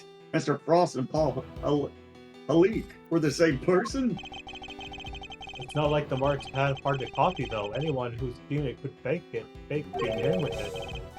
Not exactly conclusive proof that Frost was who you say he was. It was proof enough for Miss Bound. What matters is that she believed it. His true identity will have to be investigated by the good people of the precinct. Alright, I'll have the boys look into it. Should have known I couldn't hide it from you, Mr. Edgeworth. So you admit it. You were aware of who Mr. Frost really was. I was. When I discovered his body, I saw the seal you found. Don't ask me how, but I knew straight away that he was my dear Paul Harquin.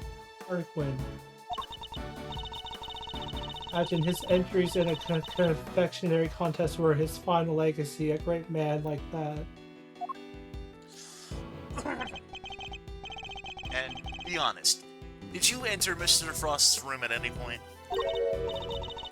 Why are you asking me that? A photograph of Mr. Frost's room.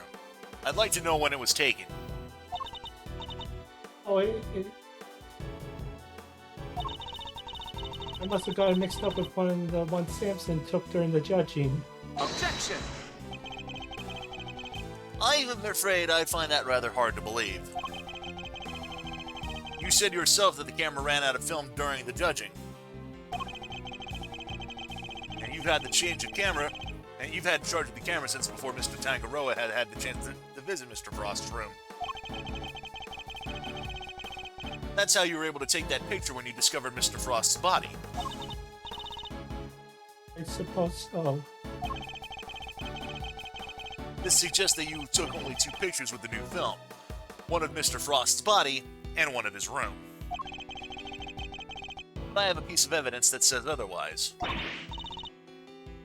You do? Which piece of evidence contradicts the assumption that Miss Bound only took 2 pictures?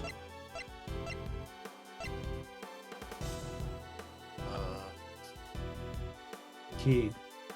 The instant camera. Maybe the key. Oh yeah, the Take instant that. camera. Yeah.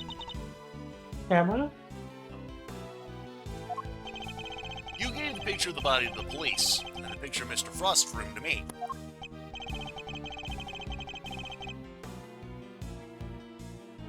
But when you gave us that. Oh, when you gave us that picture, you took of me and Mr. Edgeworth too.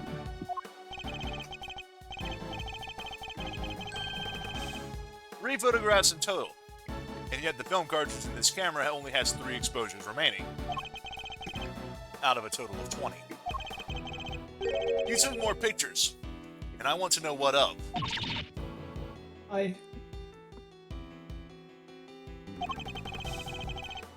I'll need to see all the photos you took.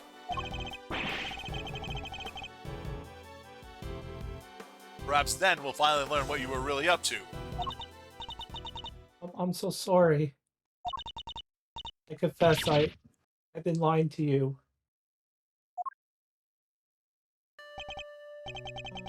These are all shots of Frost's room. I'm so sorry.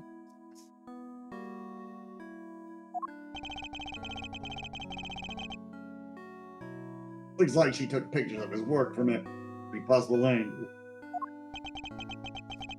When were they taken? The ice still hasn't melted yet. And wait, don't tell me it was you. It was. At least I'm pretty sure it was. You are? Why? Well, you see, I'm a huge fan of Mr. Harlequin's work, as you know. I was petrified that they might be ruined with the investigation that was going on and everything. So I thought I should at least capture the sculptures on film for posterity. And how did that make them melt? I think perhaps I so intent on getting the perfect photos that I've tripped over the power cord without noticing. By mistake? Are you sure? I didn't notice it at the time, but well, how could I have been so careless to cause the loss of his final masterpieces? That seems a little convenient to me. I'm not sure I believe it. But I'm not in a position to refute it either. I'm so sorry, I didn't mean to cause any trouble. Please, don't worry about it. The important thing is that you told us the truth.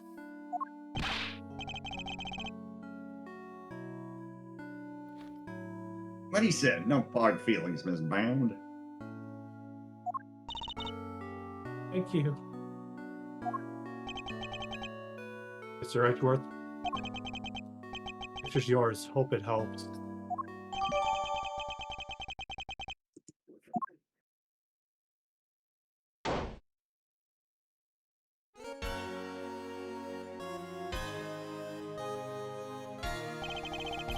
Are you infernal nuisances still here? You don't know when to give up. Think for as long as you like. The answer is still the same. You are not part of this investigation. Whether we're part of it or not, we'll uncover the truth nonetheless. Means you don't know when to shut up either. But I commend you on your stubbornness. Mr. Von Karma, I'm afraid I'm the one responsible for Mr. Frost's work melting. What? What is the meaning of this? I'm so sorry, and to you, Mr. Gutso. No concern of mine. I didn't do anything, and Mr. Von Comet agrees. Nothing at all, Mr. Gusto? You went into Mr. Frost's room, didn't you? Perhaps you could tell us why. Sure, I was. Objection! Silence! You are not to give the Eternity even the tiniest scrap of information! Duty bound, you are coming with me! I have reason to believe that you are an accomplice of the accused Samson Tangaroa. No, I will be interrogating you personally, so you had better get your story in order. understand. Wait, please, I'm not done questioning her myself! And you think I care because...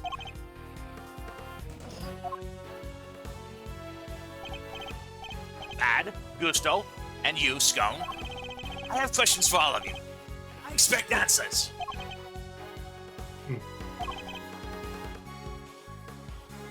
I believe.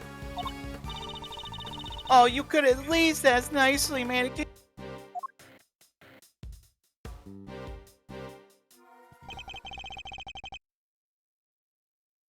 He took literally everyone with him.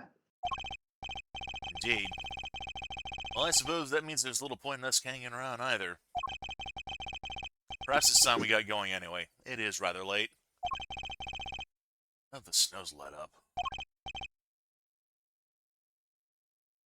You're right. Home time. Yeah, because my stomach's in agreement too. Alright, let's go grab a burger. Before my own stomach starts rumbling too. Sounds good to me. Let's eat up and rest up. We'll need to be fighting fit for tomorrow. Will indeed. And our first port of call will be with Mr. Tangaroa. So we continue. So do we want to keep going, Ben, or do you think we should stop here? Maybe we could go ahead and call it here, because I don't know how long this part's going to be at. So, yeah, funny thing is, even with everything we've been through, where it says ladder interview with Mr. Tangaro, we are still technically in the middle part of the investigation. Yep. This is part 4 of middle. And after this is only when is going to be the first part of the end, of a 3-part segment of the end. We were not kidding when we said that this particular act here, this turnabout, was going to be a long one. So. Well, we keep going back and forth to the past and to the future, like Sonic and Sonic CD. Yeah. Yeah, we only have 2 more cases after this. We have Turnabout Forsaken and Turnabout for the Ages after this. But yeah, I think we'll go ahead and we'll call this one here. Little bit of a cue thing here. 10 a.m., December 25th, Christmas Day, Detention Center, Visitors Lobby. But we're not going to be doing that right now. So we're going to go ahead and close that out. Yep. And we will resume this next Saturday, assuming we have no other thunderstorms or any other issues preventing us from I hope no forward. storms come into my area next weekend. Yeah. Hopefully not either. Like, so far, it says nothing for this coming Saturday. Yeah, I was looking in on I'm expecting some thunderstorms tomorrow, but that's from what I could see on my end anyway. Like right now, it's currently like lightly showering now, and it's supposed to be raining pretty much all through the night, all through tomorrow morning, and about halfway through tomorrow afternoon. But yeah, that's a possibility that it may develop into thunderstorms, but don't know just yet. That is to be seen. Not that it matters, because I'm not streaming tomorrow anyway. But anywho's, that is pretty much what we've got for today. Nothing else. Like I said, we're going to be doing more of this on Saturday, more Danky Kang on Sunday. Are we doing anything for Wednesday or not? Not planning on it. I do want to advise that I will be back to my regular work schedule for this week and next week. I am having another week off from the week of the 22nd through the 26th. Speaking of Wednesday streams, I should let you guys know, Wednesday streams may no longer be possible, at least in regards to doing outside stuff. And that's only because of the fact that my guy who runs the D&D game that we've been doing on Thursdays recently, to make a long story short, he's had some stuff going on over at his place of employment that necessitated schedule changes for everyone. I cannot really go into detail onto exactly why that is. That's kind of outside of my my jurisdiction. But yeah, it's just pretty much. Yeah, you just may have to do D&D on Wednesdays now. Yeah. But yes, he did basically go with us in regards to like, hey, we have 2 options. We could either do our D&D games on Monday, or we could do them on Wednesday. And I basically was straight up honest with him. I said, look, Wednesday's pretty much my only viable day for me. So, I will still be streaming the D&D games, as I have been doing on my Twitch channel. I will still be recording them for posterity and putting them on my one YouTube channel. So, just, if you guys are interested in that, I will always, I will be streaming those at the usual times, provided we do have a D&D game that night. But yes, he has basically stated that, for the record, nothing has been solidly confirmed yet, but it is looking more and more likely that the situation is Leaning towards that. leaning towards that. Yes. And he did say that he would be letting us know exactly when that change was going to be happening. When it starts, what more than likely is going to happen is that it is going to likely be that for the foreseeable future. That is to say, for not only the rest of this year, but all of next year as well. So Pretty much until you guys are done with the D&D story, huh? at least until such a time that so either until we go on hiatus or until something else changes. Because here's the thing: what we do with our group, when we finish up with a D&D campaign, we don't take a break. We just jump right into the next one. Oh, okay. So that's kind of what we did with it's what we did with Princes of Apocalypse. It's what we did with Out of the Abyss, and it's kind of what we did with the last campaign that we did prior to this one.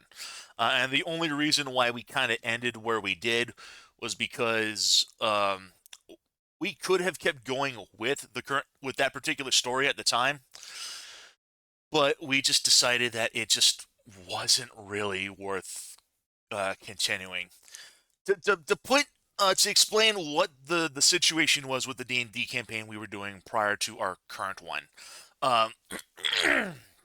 it was called Legendary Planets, and the basic idea is that our group got abducted from the world that we were on, and we wound up on an alien world. And the whole point was basically to find our way back to our home planet. And through all of the adventures and misadventures and shenanigans that we went on, we would eventually find a machine that would effectively act as like a sort of a Stargate, basically. And by programming in certain coordinates, we would be transported to another world.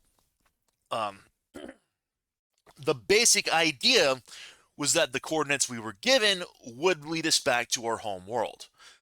But the official, how can I say this?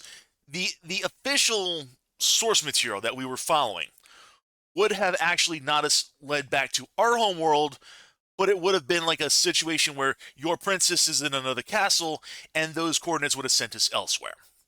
And we would have had to have done the whole situation all over again, wherewith we would be going on adventures, taking care of situations, and then until we found another set of coordinates that would ostensibly have led us back to our home world. But it wouldn't have. It would have sent us off to get another unknown planet. This situation of your princess being in another castle would have happened to us at least no less than 3 times before we would have managed to finally get a situation back to our home world. Tim basically puts it right there in the Twitch chat. Basically, Quantum Leap meets Live Severance MMO expansions. More or less, yes. Okay. And we just decided that, we didn't want to deal with, 2 years IRL of just a storyline constantly just faking us out like that. So we decided to go ahead and just end the segment we were on by having the actual coordinates lead us back to our home world, and we just called the story there. And then once that was done, then we went ahead and we moved into we took like a week or two, and then we just moved on to this homebrew campaign, what we're doing with Universal Mysteries. All right. So, but yeah. How far along are you in on that one? To my understanding, if everything goes according to plan, we're basically looking to level up all the way from level 1 all the way up through level 20, which is the max level we can get, because most official campaigns usually only give you up to level 14 to level 15 at most. Where are you at in the story, I mean?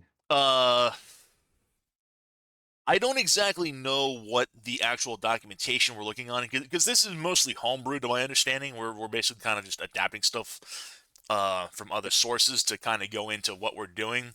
But insofar as the level 20 ultimate that we're looking at, we're currently at like level 4. So, and we've been doing this. Yeah, the last week was game number 37.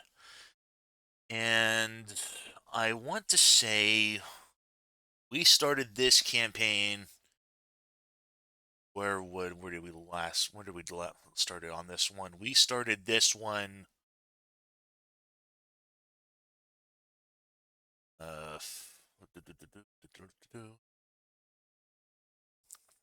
Game 37.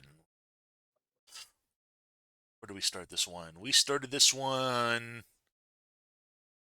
little over a year ago, actually. Our first game was published on May 8th, 2025, last year. Wow. So we started this one last year. We're only at level 4.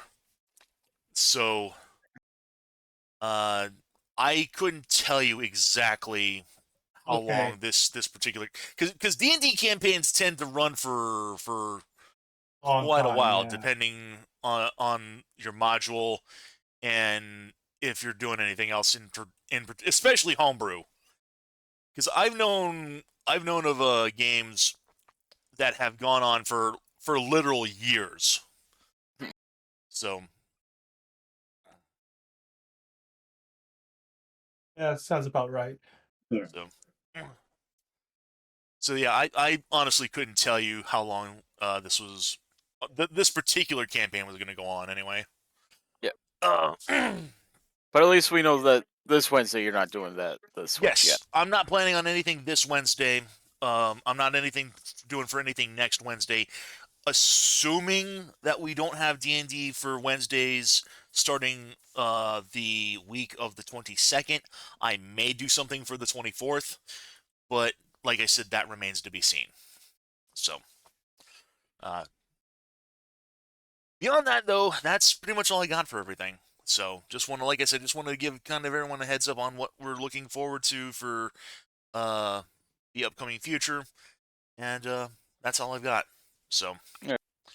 thanks everyone for swinging on by, both in the Twitch chat as well the co-coms. Always a pleasure having you on by. Thank you. As always, this has been Mr. Ben. This has been Jake Smith. This is Radio Doug. AM21.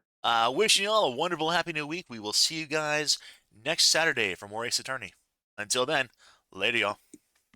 See you, boops. Later, guys. Have a good week.